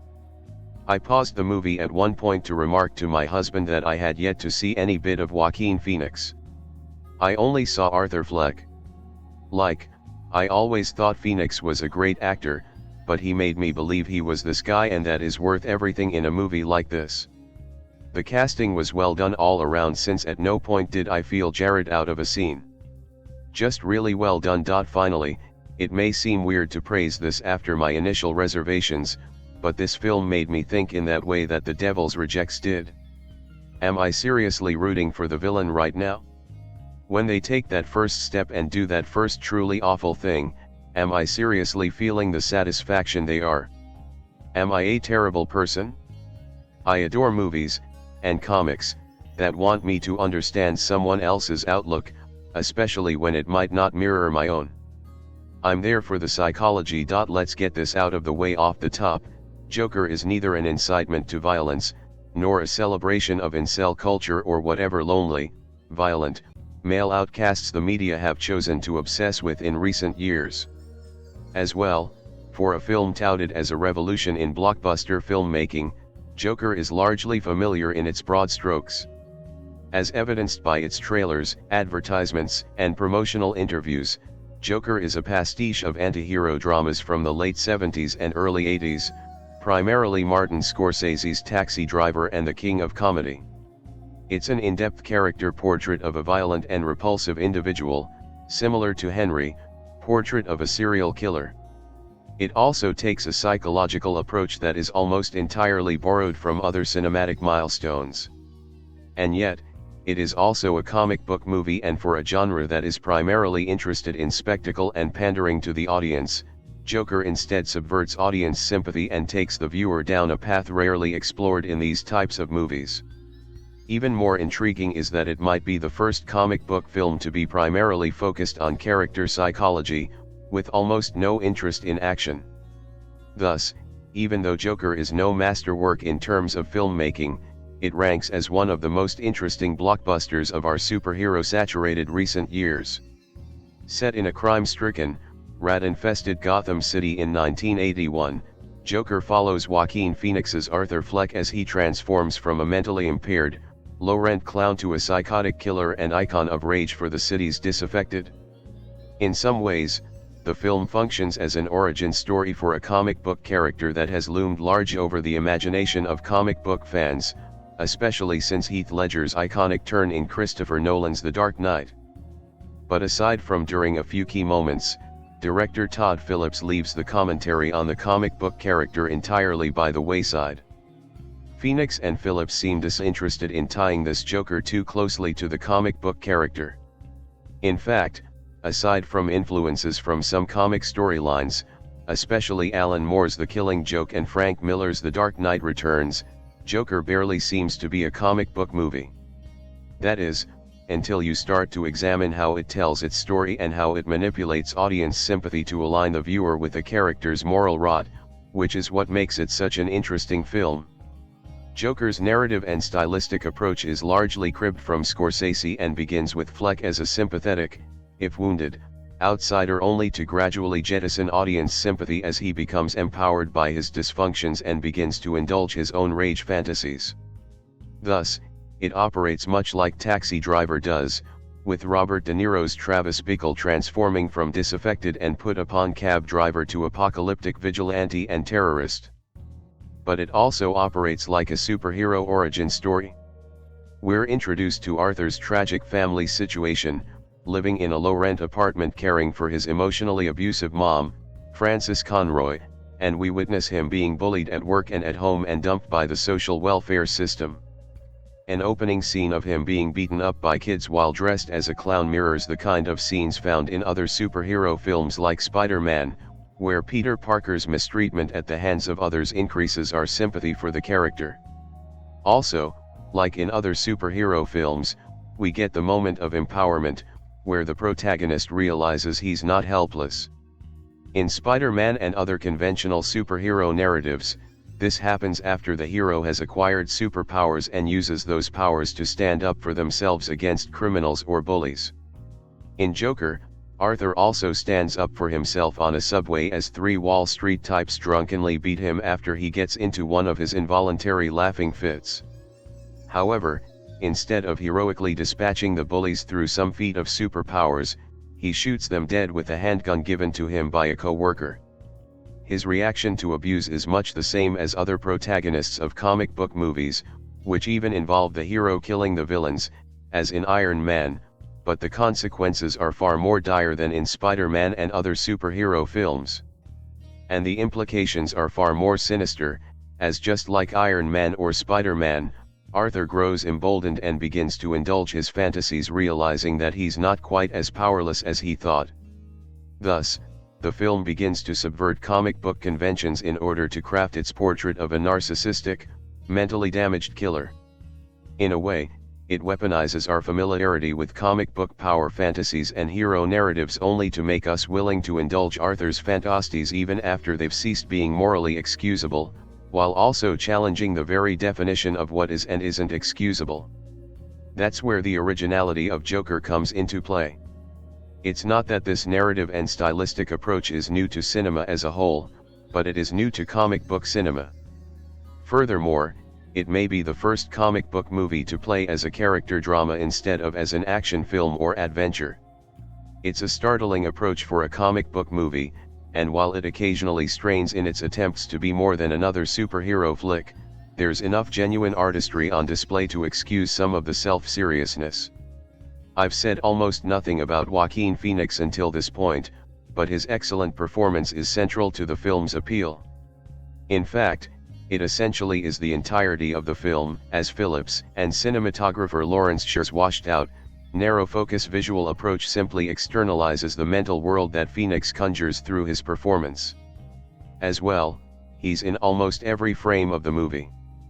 Phoenix has always been among the most physical leading men in Hollywood, manipulating his weight and stature in ways that embody the various mental ailments of his characters. He's also a tremendously sad actor, with a hangdog face and milky eyes that tease at deep wounds lingering beneath the surface. Here, Phoenix plays into his lanky sadness, losing weight, and wearing a permanent grimace that almost seems a portrait of a sad clown even when he's not wearing makeup. By the film's end, when he's fully given into his power fantasies, the slip from sadness to glee on his grimacing face is only terrifying because Phoenix has let us feel Arthur's pain for so much of the film up to that point. Phoenix's commitment is central to the film's effect on the viewer. If we didn't so keenly feel his pain early on in the film, Joker would never build up the sympathy it needs to subvert by film's end. Thus, without a strong performance at its center, the rest of the film would be a fruitless endeavor. But let's not discount the script by Phillips and Scott Silver either, which is familiar in its narrative beats, but crafts a convincing, and accurate, portrait of a narcissistic psychopath. Much is made of his involuntary laughing and the uncomfortable, chilling effect it makes when watching the film, but there's more to the laughs than mere provocation. They are also a key indicator of Arthur's misanthropy, as he always laughs when someone is being humiliated. This can be himself or others, as indicated on the subway murder scene, when he cackles at the sight of a woman being harassed by the men, only for his laughing to grow more uncontrollable once he becomes the target of humiliation. This helps show how Arthur views everything and everyone as a joke, a reflection of his own self-image. He's entirely self-absorbed, and while other disaffected people grow inspired by his behavior in the film, he's completely indifferent to their plight. He's an example of a negative narcissist, which is an individual that is not only convinced that the world revolves around them, but convinced that everyone else seeks to do them harm. Joker is clever not to give this away too early in the film, as it plays Arthur as more a familiar outcast type of the kind we're used to in films like this. He's genuinely mistreated by others, and the social circumstances of Gotham City, such as cuts to social services and rampant crime, only exacerbate his mental condition. However, the script doesn't give Arthur the out of blaming his misfortune on others, and as becomes abundantly clear by film's end, he is only concerned about injustice as it pertains to him. As he begins to indulge his fantasies, he starts to violently lash out at those who mistreated him, but he does nothing to help others. His rage is fixated on those he perceives as having slighted him. This transformation comes to a head during the film's climax when Arthur appears in full clown makeup on the talk show of his idol, Murray Franklin, Robert De Niro. It's a chilling scene, that starts in an almost goofy way but slowly ratchets into a horrifying display of malice.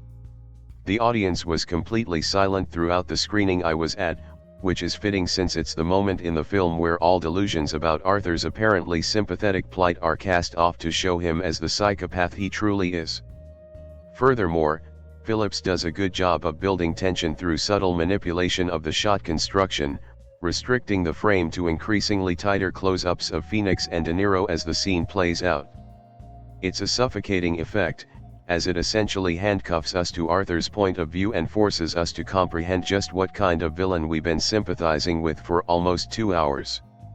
It's as if Phillips is playing gotcha with the viewer, refusing to give the viewer objective distance just at the moment when the viewer realizes how their sympathy has been exploited. This kind of tactic, of manipulating superhero movie conventions in order to force us to delve into the psyche of an evil man, is why Joker is a fascinating work. Its conclusions about the ways that psychopaths operate in the world are not revelatory, but coming from a genre that almost never explores anything beyond the most simple human psychology, it is doing both noteworthy and commendable work. If superhero movies continue to be the dominant mode of cinematic storytelling, Joker offers us another way of exploiting this monoculture and using it to shed light on other aspects of humanity than our fantasies of empowerment and visions of utopian power. It posits that superhero movies may be able to tell us something true about the worst of us along with the best. After the 8-minute standing ovation for Joker at the Venice Film Festival, the 20 seconds or so of enthusiastic, seated, applause at the Toronto International Film Festival came as a relief, at least to one critic. Perhaps Canadians are temperamentally less inclined to shout bravissimo for operatic celebrations of psychosis. More likely, they chose to restore some balance by recognizing an accomplished movie with a tour de force leading performance, but also one that's monotonous, unpleasant, and morally black. Its director, Todd Phillips, playfully referred to it as bonkers in his Toronto introduction, but he's giving himself too much credit. The thinking behind the film is very conventional. As Hannah Arendt saw banality in the supposed evil of the Nazi Adolf Eichmann, I see in Joker an attempt to elevate nerdy revenge to the plane of myth. That's scary on a lot of different levels. Although this is an origin story, Joaquin Phoenix's Arthur Fleck is a volatile party clown well before he adopts that fabled moniker. But there's a key difference: he's a victim, more sinned against than sinning. Oh, what a litany of injuries. In the first scene, a group of teens steals the sign he carries for a going out of business sale and bash it over his head when he gives chase, after which insult to injury his boss accuses him of stealing the sign and deducts the cost from Arthur's wages. A colleague gives him a gun and then when the weapon clatters to the floor during a party for sick kids denies it. An attractive single mother, Zazie Beetz, in his run-down apartment building can barely keep from grimacing in the face of his greasy leering.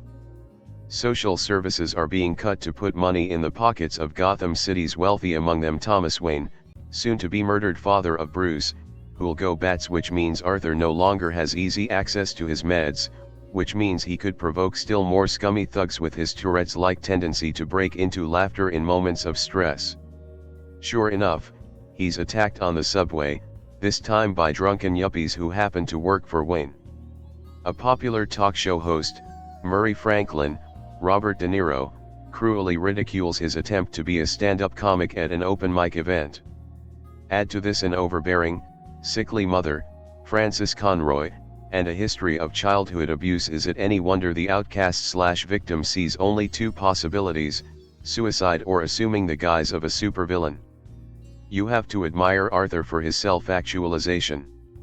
It sure beats impotence or non-existence, which is the ultimate impotence. We want Joker. We need Joker, if only to end the slow, masochistic trajectory. Kill someone, anyone. Rescue our eyes from those underlit interiors with their pools of red and green and yellow light harlequin colors with a brackish tinge and rusted out, graffiti-ridden 70s New York fire escapes and back alleys. We get the illusions that Arthur is a melding of two Martin Scorsese protagonists, Rupert Pupkin and Travis Bickle, hence the gimmick casting of De Niro, who doesn't seem like a natural talk show host. If Arthur could be Pupkin's sibling, he's cousin at least to Charles Bronson's urban vigilante in Death Wish. At no point are we troubled by the people he kills. They're free-range rude, in the words of Hannibal Lecter, another psycho transformed into an existential hero after an origin story in which some mean Russians forced him to eat his little sister. Watching Arthur trudge up and down a long outdoor staircase evokes The Exorcist and its demon, Pazuzu, sometimes referred to as a clown called Captain Howdy. But here there's no exorcist in sight. We think, come into Arthur, Captain Howdy. Joker is the ultimate Joaquin Phoenix role, which is not necessarily a compliment, though not a disparagement either. He's the best unhinged movie actor in the world. Phoenix never seems happier, or at least more at home, than when miserably lost in a character's mind, his features translating every short-circuiting synapse.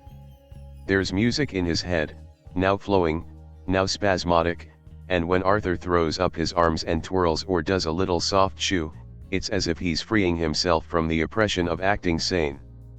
Take that, normalcy. When he finally makes an appearance on Franklin's talk show with his clown face and rust-colored suit, he refuses to connect with the host's rhythms, and you flash on Phoenix's nutso act with David Letterman, when he stopped the world and made it squirm.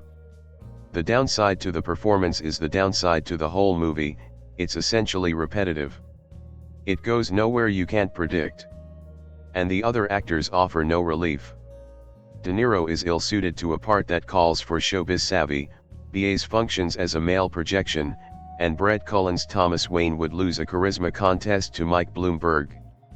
Frances Conroy has a lyrical moment or two as Arthur's mom, but she's so obviously off her rocker that she functions as yet another antagonist to Arthur. The movie comes to life visually, this time imitating the French Connection when the grease-painted Arthur flees detectives by losing himself on a subway packed with protesters dressed as clowns, but I began to dread the inevitable outcome, that Arthur will be recognized as a clown god in the circus of horror we call urban life. Joker has been called an anthem for incels, which isn't wrong. I agree with Time's Stephanie Zacharek that it's less an exploration of a modern pathology than a symptom of it. The movie brings to mind Stephen Metcalf's incisive 2012 essay in Slate, after a disturbed man opened fire in a theater showing The Dark Knight Rises. Metcalf didn't blame the movie, exactly, but he did trace a connection between civil massacres and portraits of supervillains. The young men who committed these acts believed they had been grossly undervalued by the world, so much so, their lives had become one long psychic injury. In response, they cultivated a charismatic malevolence and put modern technology to creatively annihilative uses. They aggrandized themselves as Mephistophelian. Building on Arendt's work, Metcalf said the best way to discourage incidents like the one in that theater, way more frequent since he wrote that piece, is to divest evil of its grandiosity or mythic resonance by completely banalizing it. In other words, make them look like the loser schmucks they are. Although Phillips and the screenwriters sought to make Joker more realistic than its DC Comics predecessors, it exalts its protagonist and gives him the origin story of his dreams, in which killing is a just and artful response to a malevolently indifferent society.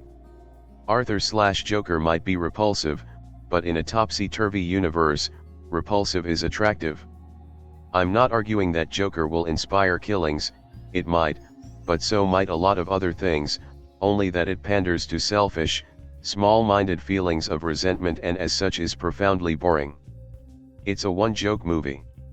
Let's face it, the folks of Gotham could use a good smile. A garbage strike has spawned giant rats. Violence is on the rise. Social divisions have never been higher, it seems, and everything seems to be spinning out of control. Is it just me? Arthur asks. Or is it getting crazier out there? The question comes freighted with a certain level of irony. After all, Arthur is talking with his legally mandated counselor after a stint in an asylum. He takes 7 kinds of psychiatric meds, none of which seem to help one of his most obvious conditions, in which he laughs wildly at the most inopportune times. But his mother always told him to smile and put on a happy face, and so Arthur does. He literally paints one on every morning, entertaining children, or spinning signs as a clown. He scribbles constantly in a journal, where jokes mix with his own dark thoughts and pasted in pornographic pictures. I just hope my death makes more sense than my life, reads one. Some nights, he tries out his material in low-rent comedy clubs. Some nights he's the only one laughing. Still, Arthur keeps trying.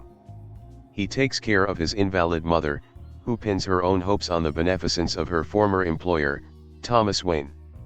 He reliably clocks into work every day and searches desperately for new human connection somewhere, anywhere, on the bus, on the street, in the apartment elevator. Gotham does not care. Its machinery tears into the softer things until they're annihilated or turn as hard and cold and ruthless as the city itself. Not all the rats in Gotham have tails. One afternoon, street punks steal Arthur's twirling sign and, when he pursues them, they smash it over his head and beat him senseless. When he shows up at work the next day, Arthur's boss tells him that he'll have to return the sign, or pay for it out of his own pocket. And so it goes. Every day brings a new setback, a new slight, a reason to stop smiling. City budget cuts strip away his counseling. His meds run out. He's given a gun he can't legally carry and loses his job because of it. Then, one dark night on a graffiti-covered subway car, Arthur watches as a trio of well-dressed, well-to-do stockbrokers harass a young woman. And he begins to laugh. He can't help himself. The laughter shoots from him like water from a half-kinked hose, sounding sometimes like sobs. The brokers sidle up to him, pull him up and punch his still white-painted face. He lands hard on the subway floor and his assailants begin to kick. Blood splashes against the subway car walls. 2 brokers slump, dead. A third, shot in the leg, tries to make his escape. But the clown follows, gun pointed and cocked. For most of his life, Arthur only wanted to make people laugh to give them a sense of joy and release that he'd never known himself. But as the broker tries to scurry up the station stairs, leg bleeding, Arthur feels a different purpose burbling inside. Despite the name and DC Comics bona fides, Joker is not a superhero movie. It's a character study of one of the most enduring, enigmatic villains that American culture has ever created. But Arthur is not without humanity. He loves his mother and spends much of the movie tenderly caring for her. He earnestly tells his boss how much he loves his job. And when he loses it, it's yet another devastating blow to his self-worth and psyche. This Joker wasn't born bad, he was made that way, and if just a few more people showed him a little kindness and a little patience, we get the sense that Arthur's story might have turned out much differently. Similarly, the movie shines a sad light on the desperate plight of those coping with the intertwined pathologies of mental illness and poverty. Even before its release, Joker has stirred plenty of controversy we reported in Culture Clips and will touch on below. But at its core, the movie asks a salient question: in a world that sometimes seems filled with monsters, does society bear some responsibility in creating them? Do we? Perhaps Christians can pull an especially important message from the mess called as we are to love the unlovable, just as God loves us. The Gotham of Joker is a metropolis pulled from the late 1970s or early 80s, before the internet made pornography ubiquitous and when it was still the province of squalid peep shows and glossy magazines.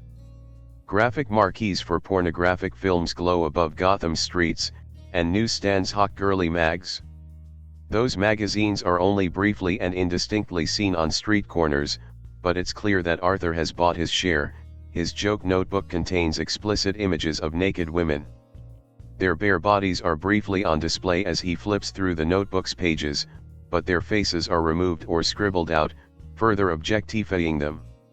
Arthur stalks his neighbor, Sophie, and at one juncture, we see him knock on her door. She opens it, and the two passionately kiss before the door closes behind the both of them. We see them together in later scenes that suggest an almost domesticated sense of intimacy. Arthur often goes shirtless and, sometimes, pantsless. In the latter case, he wears a pair of worse-for-wear briefs that feel uncomfortably revealing, even though nothing critical is actually seen. He kisses a woman against her will for a laugh. The brokers crassly talk about some of their sexual conquests before turning their attention to a woman sitting by herself on the subway. They flirt, if you can call it that, by leering at her and chucking a stale French fry or two in her direction.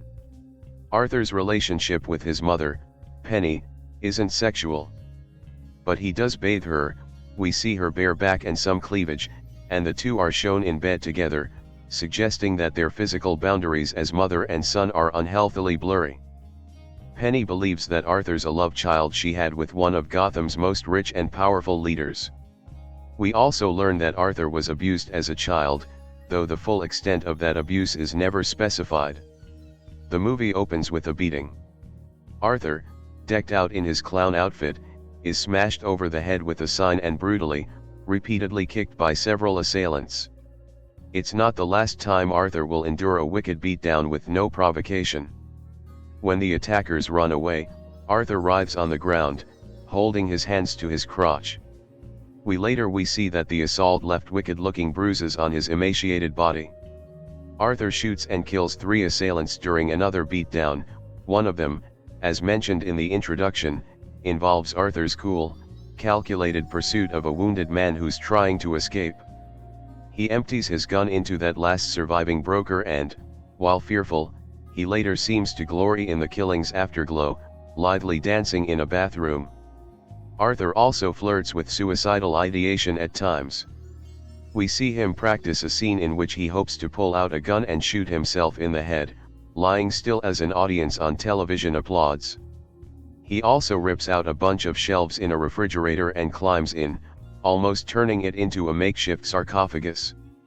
Someone is stabbed in the head and neck with a pair of scissors, then has his head slammed repeatedly and bloodily against a wall. The resulting carnage is grisly and disturbing. Several people are shot and killed before and during violent demonstrations, including one on live television, and the deaths can be pretty jarring and graphic. A woman is smothered by a pillow, and 2 innocents, a mother and her little girl, may lose their lives, too, though the movie doesn't make it clear what happens to them. We see Arthur talk with a psychiatric expert in one scene. In the next, he walks through a white hallway leaving red footprints in his wake, implying that he killed her, too. Gotham is engulfed in riots largely sparked by Joker's murders. We see fires burn and people engage in destructive revelry. An ambulance crashes into a police car, killing the driver. Other cars careen and crash. Arthur often smashes his head against doors and windows and, at one point, a wire mesh divider. Someone is choked. Arthur fires his gun accidentally, leaving a bullet hole in his apartment wall. His mother locks herself in the bathroom when Arthur shouts and scares her. Someone suffers a stroke. A guy gets punched in the face in a public bathroom. He stands over a sink while blood dribbles off the counter. During an interview leading up to his mayoral run, Thomas Wayne calls Gotham's poor and less successful citizens clowns and generally acts like a jerk. A late-night talk show host replays and mocks a recorded clip of one of Arthur's unfunny stand-up routines in which he laughs uncontrollably. But we modern Pinterest users aren't great with context, and in some modern readings of that verse, we imagine that Shakespeare is embracing a very 21st century virtue, to accept ourselves unconditionally, to do what we'd like without apology and, ideally, without consequence. I stopped doing my medication, Arthur tells an associate. I feel much better now. After spending much of the film trying to conform to society's expectations, he feels ready to embrace his true self. He finds murder cathartic, chaos freeing. And those who gravitate to his special, violent form of crazy find it freeing, too. Those whom the Joker inspires aren't necessarily limited to on-screen characters alone, incidentally. The Joker has reportedly served as a dark muse for chaos before, and many worry it could again. Indeed, given Joaquin Phoenix's riveting depiction of the clown prince of crime, as well as the emphasis the movie makes on his and others' societal disenfranchisement, an issue very familiar to us today, it could be argued that the movie is practically courting such a response. In an age where so many feel horrifically lonely and woefully ignored, there's a certain, dark pull to Joker's desire to write his own name on Gotham's history in blood. And this fear isn't sequestered to just we pearl clutchers at Plugged In. Many a secular reviewer has voiced his or her own concerns, too. Surely, Warner Brothers and director Todd Phillips aren't angling to inspire copycat Jokers. Phillips told The Wrap that we didn't make the movie to push buttons. I literally described to Joaquin at one point in those 3 months as like, look at this as a way to sneak a real movie in the studio system under the guise of a comic book film. It wasn't, we want to glorify this behavior. It was literally like, let's make a real movie with a real budget and we'll call it Joker. That's what it was. Okay. But surely in the fictional world of Joker, no one intended for Arthur to turn killer, either, excepting, perhaps, the man who gave him a gun. The tragedy of Joker is how almost everyone Arthur meets undermines his fragile sanity, bit by bit. Few intended to do so. For them, a moment of meanness would be a mere blip. But cumulatively, and absorbed through the lens of deep mental illness, those blips wind up destroying a man and creating a monster. Art or no, to dismiss the possibility of a movie being a blip in someone else's timeline seems almost willfully short-sighted. Even setting aside those concerns, Joker boasts plenty of others. This is a brutal film, and it's all the more brutal due to the quality of its filmmaking. Joker begs for a hero. It gives us a clown. Gotham seeks salvation and finds only blood. The concept of the new Joker movie should have been enough to excite me from the start. A dark, psychological, and unflinching dig into the mentally fractured life of the most iconic DC Comics villain? Right up my alley. And then you top it off by casting the insanely intense and always committed Joaquin Phoenix. All the ingredients are there, yet since the very first trailer I found myself more cautious than enthusiastic. 3 concerns kept my expectations in check. 1. The film is from Todd Phillips, whose movies I generally struggle with and who has never done anything quite like this. Could he pull it off? 2. Phillips came out early saying people are gonna be mad. Did that mean he was straying completely away from the source material and simply milking the Joker name for attention and publicity? 3. Lastly, much of what makes Joker so unsettling comes from the mysteries of who he is and where he comes from. Would lifting that veil strip the character of his signature menace? The quick answers to those questions, yes, no, and no. More pointedly, what Phillips has made is pretty spectacular, a relentlessly grim character study of a madman on the edge and a stinging rebuke of the morally bankrupt society that pushes him over it. Furthermore, No one can say Joker is politically agnostic, but its societal critique is far from one-sided, and the film features more narrative and critical depth than I ever expected. Oh, and it's also one cracking setup for one of pop culture's most sinister villains. Joker is a comic book movie similar to Logan in that it was let off the studio leash and allowed to make its own rules. It isn't bound by any genre convention or expectation, and it has no direct tie to any previous DC movie. This gave Phillips and company a ton of freedom, and obviously they ran with it. Most surprising to me, a longtime fan of the Clown Prince, is how Phillips impressively balances having an original vision with capturing the essence of such an established character. The movie's bleakness begins with its introduction to Arthur Fleck, Phoenix, who lives with his sickly mother, Frances Conroy, on the impoverished outskirts of Gotham City. Arthur is an ambitious but unstable man who works for a ragtag clown-for-hire agency but dreams of one day being a stand-up comedian. From the very beginning we know the deck is stacked against him, and that's a big part of Phillips' message. You could say Arthur represents society's fringe, the dismissed and disenfranchised. They are vividly contrasted with the powerful upper-class elites embodied in billionaire Thomas Wayne, Brett Cullen. The concept of the haves vs. have-nots is a central premise, and it's often quite potent. Other times it can be glaringly on the nose. But it does feed the idea that Gotham is a powder keg where crime and poverty grows in one community while the other seems oblivious to it. But it's not as though Arthur finds compassion among the hardened lower class. Even there he is considered an outcast.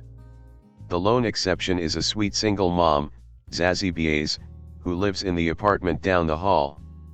But even she can't keep Arthur from cracking. Soon his fragile optimism gives way to angst and bitterness, revealing something much darker curdling within him. In a way he begins to mirror Gotham City, a ticking time bomb inevitably bound to explode. This leads the story deeper into the depths of human depravity as Arthur inadvertently triggers an equally vile side of humanity masquerading as an uprising.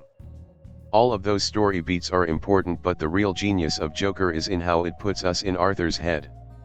The entire story is told from his point of view. It's a critical use of perspective that drives the movie and infuses it with some unexpected psychological layers.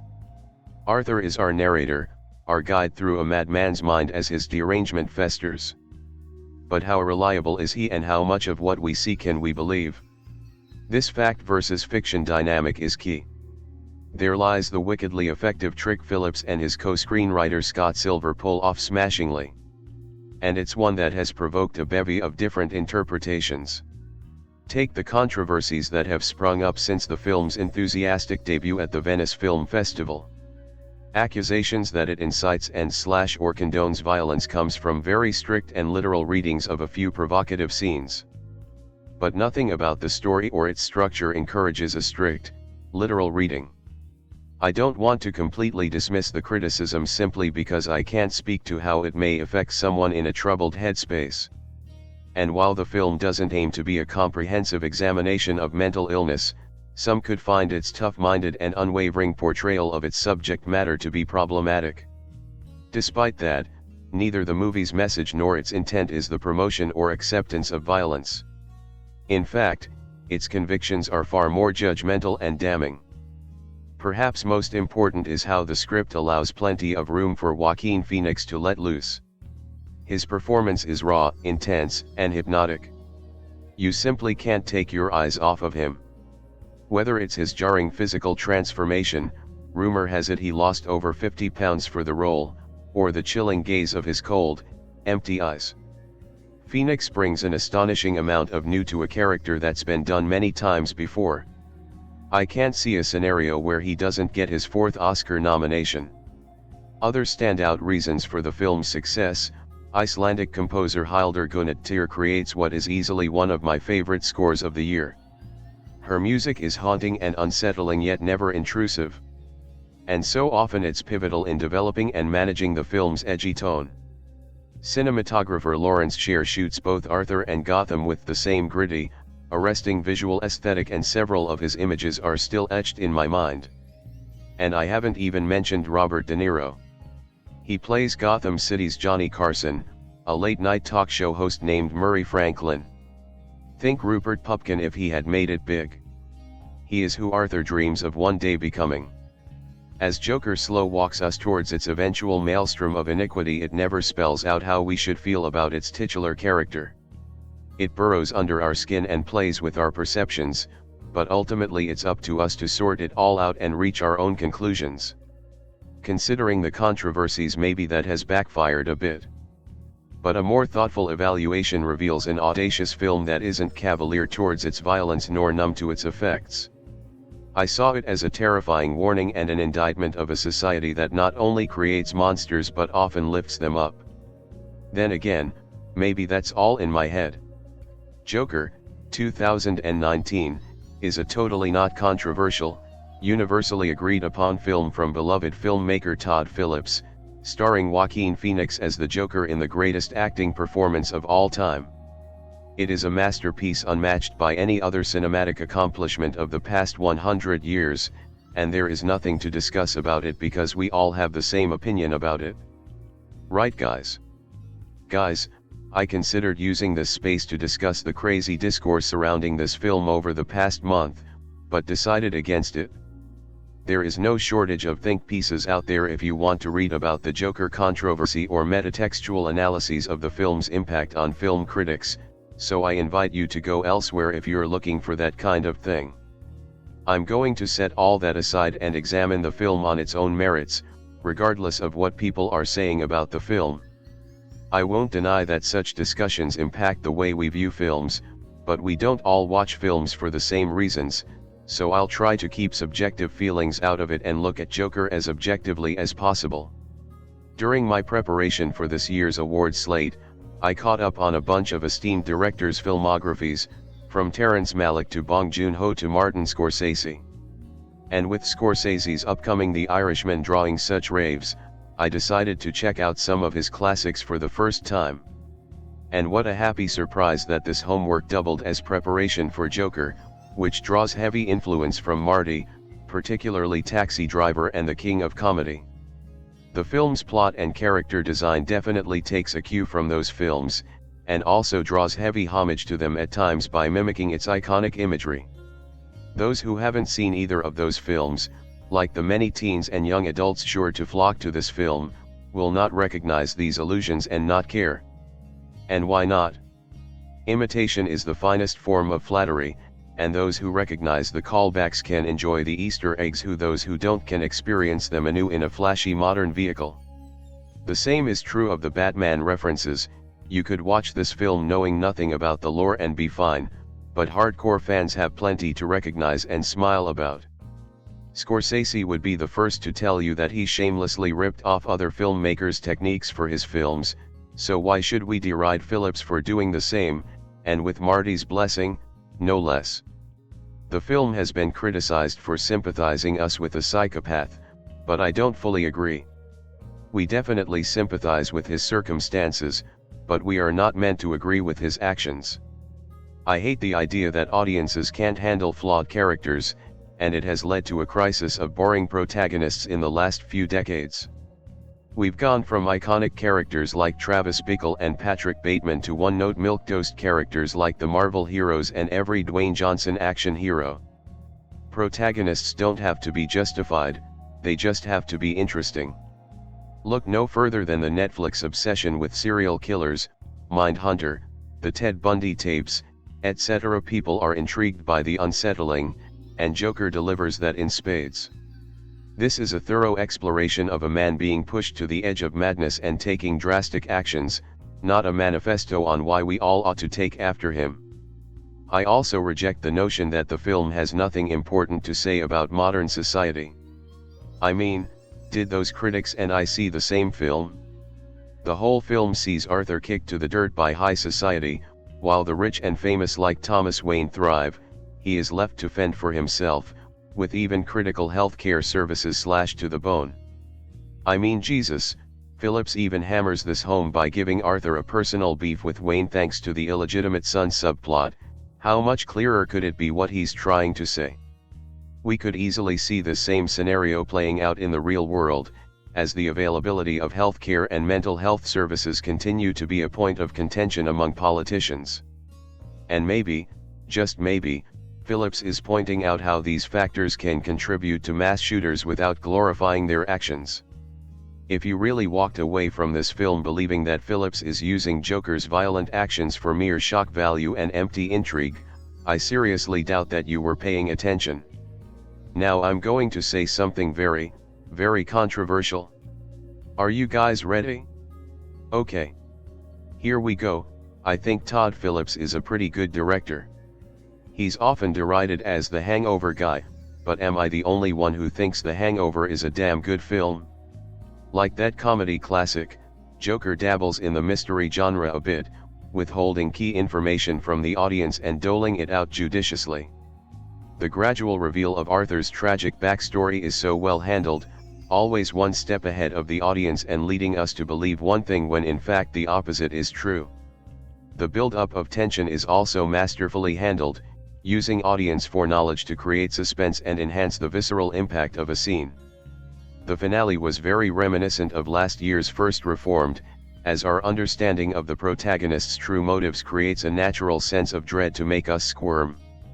The score by Hildur Guðnadóttir aids this cause perfectly, creating suspense and enhancing the creepiness of a moment whenever appropriate, and Phillips knows when to bring it in and out accordingly.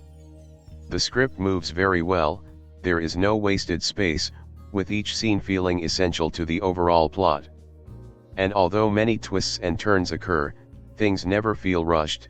Phillips gives each moment the appropriate time needed to process new information and move forward with it. The character work of Arthur is also fantastic. He undergoes a clear transition from beginning to end, with each step of his journey pushing him just a bit closer to the edge until he finally snaps. Characters actually undergo change, what a wild concept. I especially loved the use of foreshadowing, which when coupled with the many red herrings and deceptions of the plot, are very rewarding to the audience. For instance, his imagined relationship with his neighbor is foreshadowed by his imagined meeting with Murray Franklin at a taping, and the reveal of his mother's psychosis is consistent with her erratic behavior that we once wrote off as advanced age or the stress of poverty wearing on her. While I did really enjoy the film, it is a far cry from perfect. The biggest problem is that there is very little levity despite very heavy subject matter. I'm a big believer that a film ought to balance out its sadness with something bright. Even Scorsese's darkest pictures were pretty damn funny. And Joker even has a few outs in that regard, with the love interest and the relationship with the mother allowing for some lighter fare, but even these moments are bogged down by drama. This really makes the film feel monotone and longer than it is. Despite the 2-hour runtime, I found myself checking the clock multiple times. It is also a bit too heavy-handed at times. Joker's big climactic moment on the talk show just kinda rehashed everything we already knew about how he was feeling in plain terms. I also felt that the final scene was unneeded. The film could have ended with him dancing to the mob on the street and been just as effective. I do wonder how much studio interference there was, forcing Phillips to take the character in certain directions for future films, but for the most part it seems they thankfully gave him free rein, which benefits the film immensely. Okay, let's not beat around the bush any longer, time to talk about Joaquin Phoenix. Incredible. Mesmerizing. Haunting. There isn't much I can say about this performance that hasn't been said already, but it solidifies him as one of the best actors of his generation. There is nary a scene or a shot that doesn't involve him in some way, and he carries the film's emotional load entirely upon his shoulders. Phoenix has a way of embodying a person completely, of inventing little tics and movements unique to them to make his performance that much more believable. His nervous laughter was especially incredible to behold. He managed to make it look truly painful and heart-wrenching, an actual step up from Heath Ledger's unhinged but hollow laughter. I'm sure the merits of those two performances will be debated for decades to come, and I'm just gonna step out of the way of that whole discussion and say that both are phenomenal and better than just about anything else in their respective decades. Is Joker a perfect film? No. Is it a masterpiece? Certainly not. But it's still a damn good film, and one of the best superhero offerings of the decade. If it had balanced out its darkness with a little lightheartedness and used more subtlety in its handling of the themes, it might just have been perfect. As is, I certainly understand all the praise it has gotten and think the controversy surrounding it is rather silly and unwarranted. Joker does not glorify its protagonist any more than American Psycho does. I would be more concerned with protecting Jimmy Kimmel than fortifying movie theaters with security guards at this point. Joaquin Phoenix is transcendent and absolutely Oscar-worthy, giving a performance that rivals his best work, a feat I once thought impossible. For all the flack he gets from critics, Todd Phillips proves once again that he knows how to craft a quality and rewarding film that should endure the test of time.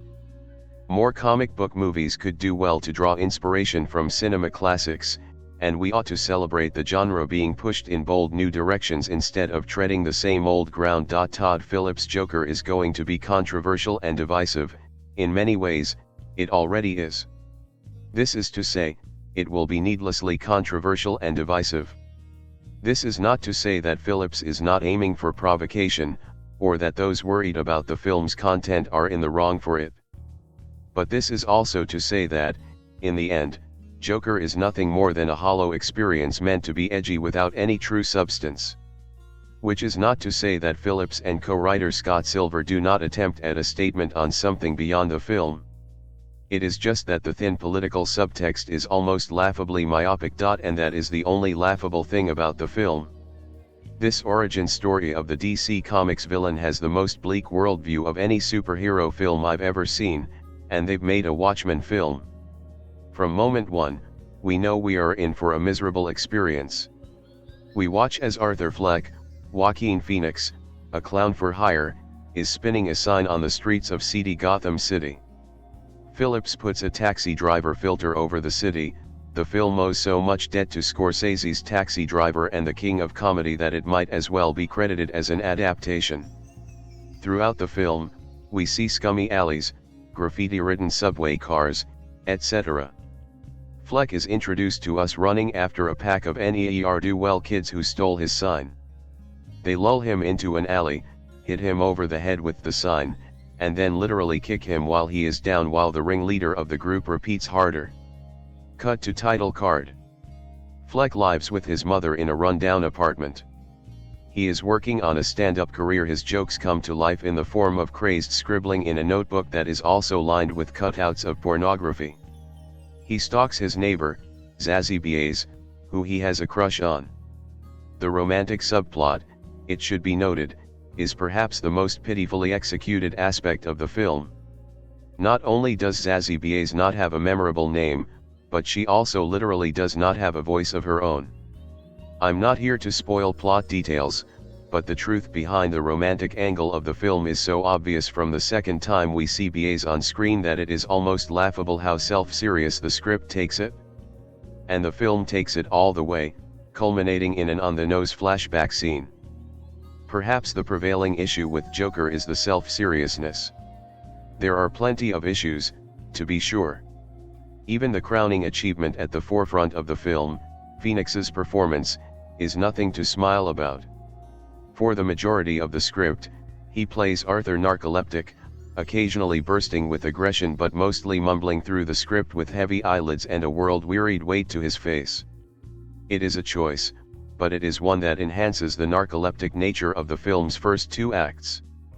The final act is the provocative and brash showcase of Joker's true villainy, one that is occasionally surprising but that mostly reads as slightly irresponsible in its glib, unnuanced handling of mental illness.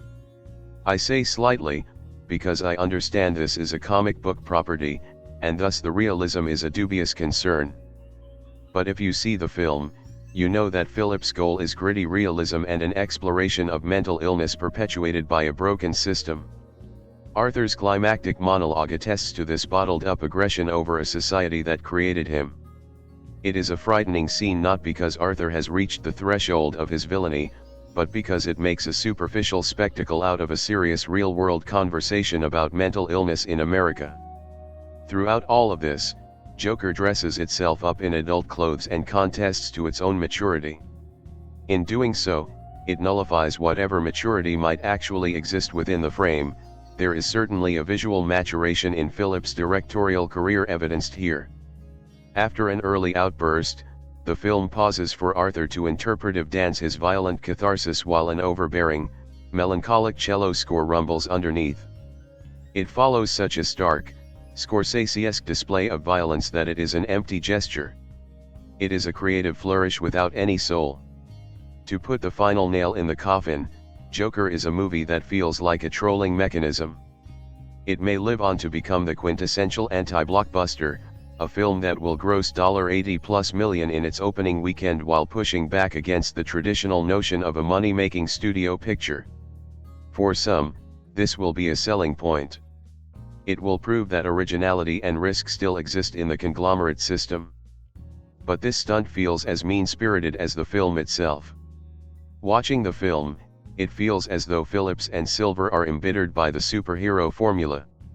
It seems they not only want to spit in the face of the genre, but that they aim to mock those who enjoy it as well. Joker is far removed from the superhero aesthetic and proud of it. It boasts a smaller death toll than other DC adaptations, but it makes each death a pointed moment of unsettling titillation. Perhaps this subversion of superhero violence is clever, but I read it as nothing more than cynical. Joker doesn't want you to have fun at superhero movies, and if that's what you came for, then it duped you out of the price of admission. In this way, the joke is on you, and it is a cruel joke at that. Arthur Fleck, Joaquin Phoenix, is a professional clown living in early 1980s Gotham City. He lives with his elderly mother. He sees a state-appointed therapist, but she does not seem interested in his problems. A gang of youths beat him up in the street. When it becomes clear no one cares about his welfare, Fleck begins a descent down from despair toward a murderous rampage. I am unsure if it is even worth reviewing Joker, Todd Phillips' hugely successful bleak drama that has already grossed $1 billion in cinemas and picked up 11 Academy Award nominations including Best Picture. Whatever my opinion of it, it has already proved itself to be resonant with a mass audience. As it happens, my opinion is resoundingly negative, but who will likely care? There is an ever-expanding disconnect between critics and audiences that feels particularly evident here. If you enjoyed the film, go ahead and continue to enjoy it. You do not need me applying a fierce and arrogant brand of negativity in your general direction. Never let someone ever tell you that your opinions are wrong, and continue to enjoy Joker. For everybody else, be aware that some spoilers ensue. Allow me to briefly describe another film to you, Tetsuya Mariko's Destruction Babies. It features a delinquent young man named Tara, Yuya Yagira orphaned, as good as homeless, and largely abandoned by a society that simply does not care enough to provide assistance. His abandonment has clearly stimulated some level of mental illness, so he heads into town and starts picking fights. Always unarmed, always with other men, but within those limits he simply begins walking up to strangers and punching them repeatedly in the face. Some fights he wins, some he loses, but each comes with the same blunt wet slapping sounds of fists upon flesh. It is deeply confrontational, highly visceral, and incredibly disturbing and difficult to watch. Mariko's film has a lot to say about societal responsibility and abandonment, and particularly violent masculinity. I recently wrote up a huge list of my 350 favorite films of the 2010s and it came in at number 31. Destruction Babies is the real deal, one of many films out there that address these issues. Joker is the weak gray photocopy of the real deal. It ostensibly seems to have a lot to say, but it never sits still for long enough to actually convince me that it means any of it. It seems to shout out a lot of social commentary, but never finishes a sentence. Referencing the Emperor's New Clothes always strikes me as a slightly lazy technique in reviewing film, but I'm not sure there has been a film so suited to the comparison in years. If you prefer, you can alternatively evoke Shakespeare's oft-quoted line from Macbeth, a tale told by an idiot, full of sound and fury, signifying nothing. Both fit the film perfectly. Joker is a pastiche, cobbled together from a string of older films and assembled into its own bleak narrative. That, in itself, is a perfectly reasonable technique. Many filmmakers make outstanding cinema out of pastiche, particularly Quentin Tarantino, who has perfected the practice to the level of postmodern high art. Todd Phillips, whose previous films include the comedies Road Trip, The Hangover, and Due Date, has not perfected the practice. His reference points are obvious. His screenplay, co-written by Scott Silver, The Fighter, 8 Mile, is deeply predictable. When it tries to surprise, it does so with an openly telegraphed and clumsily executed twist. When it tries to shock, it walks away strangely bowdlerized. It is a film clearly intended to shock and disturb. If, as a viewer, you are seeking a great film from 2019 that uses violent behavior to shock and disturb, I recommend tracking down Bong Joon-ho's Parasite or Jennifer Kent's The Nightingale. Both examine serious social issues in a deeply confronting manner that is designed to shake their audiences to attention. Joker is talking the talk without delivering a suitable impact. Phillips also has a very murky handle on how his audience is to treat Arthur Fleck. He is presented as a sympathetic character, yet commits awful crimes, including a scene on a train that odiously echoes the real-life Bernhard Goetz shootings of 1984. As the protagonist, he is an unreliable narrator, in a poorly defined manner that brings almost every event in the film into question. A key series of scenes imply a relationship that does not exist. When Fleck realizes this, the film goes through a series of visual and editing cues that heavily imply Fleck murders someone. For one thing, the scene has an open ending and the other character is never seen again. No, Phillips has told the entertainment press, that character survives. Such narrative uncertainties make it impossible to reliably engage with anything in the film, at which stage one must ask what the point is of any of it. Is Joker a weakly plotted and confused story, or is it simply presented that way through Fleck's troubled perception? Without clearly signaling the difference, Phillips is simply obfuscating. Joaquin Phoenix delivers a varied performance in the role, that sadly weakens the moment he adopts his Joker persona. Other members of the cast deliver more consistent work, but in all honesty there is no particular standout. Phoenix's performance also feels weak because he is playing an iteration of the character already played by a string of excellent actors. He fails by comparison, he is an extremely poor Joker. One could potentially argue he is a Joker suited to this specific narrative. After all fictional texts are open to translation and reinterpretation, just as long as enough remains to tie that interpretation to the original work. In the case of the Joker, there are essentially three key aspects to the character that need to exist: that he dressed like a clown, that he is funny, and that he is scary. One can tweak the proportions. For example, Cesar Romero was mostly funny and only a little bit scary, whereas Heath Ledger was funny and frightening in equal measure, but all three aspects have to somehow be present to reflect the character on the broadest of levels. Sadly, Joaquin Phoenix plays a Joker that is neither funny nor scary. Instead, he simply plays a mentally ill man treated terribly by society, whose subsequent murderous rampages feel more boring than effective. Each murder Fleck commits during the story pulls him another step away from audience identification. He feels like the literary Joker precisely once, when he brutally murders one person but affectionately spares another. At any rate, by the film's end all sense of sympathy is drained from the character. What is left is not even offensive or unlikable. He is simply dull, a banal retread of older, better iterations of the Joker. Joker uses its DC Comics connection as a crutch. Without it, it seems unlikely that the film would ever have seen the inside of theaters. Fleck is a dull character surrounded by other dull characters, telling a weak and fuzzy allegory about toxic societies and mental illness. It has much to play with, but nothing to say. This is not a disturbing or challenging film as its reputation suggests. It is a commercially packaged simulacrum of such fare. It has been artificially rendered safe for mass consumption. Audiences should seek out challenging films. They should stretch their experience of difficult subject matter, or confronting violence. Go out and watch Destruction Babies, or The Nightingale, or Parasite. Watch Taxi Driver and The King of Comedy.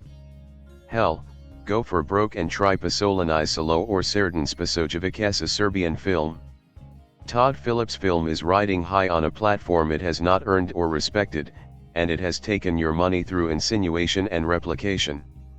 Joker climaxes with Fleck in a screaming crowd, dancing on top of a car. He's cheap entertainment for the masses. So is this film. I implore you, move on from Joker. You are better than this. We all are. This film. Directed by Todd Phillips. Written by Todd Phillips. Based on characters from DC. Produced by Todd Phillips. Starring Joaquin Phoenix. Cinematography Lawrence Sher. Edited by Jeff Groth. Music by Hildur Gunnadóttir. Production companies Warner Brothers. Pictures. Distributed by Warner Brothers. Pictures. Release dates August 31, 2019. Running time 122 minutes. Country United States. Language English. Budget $55 to $70 million. Box office $1.079 billion.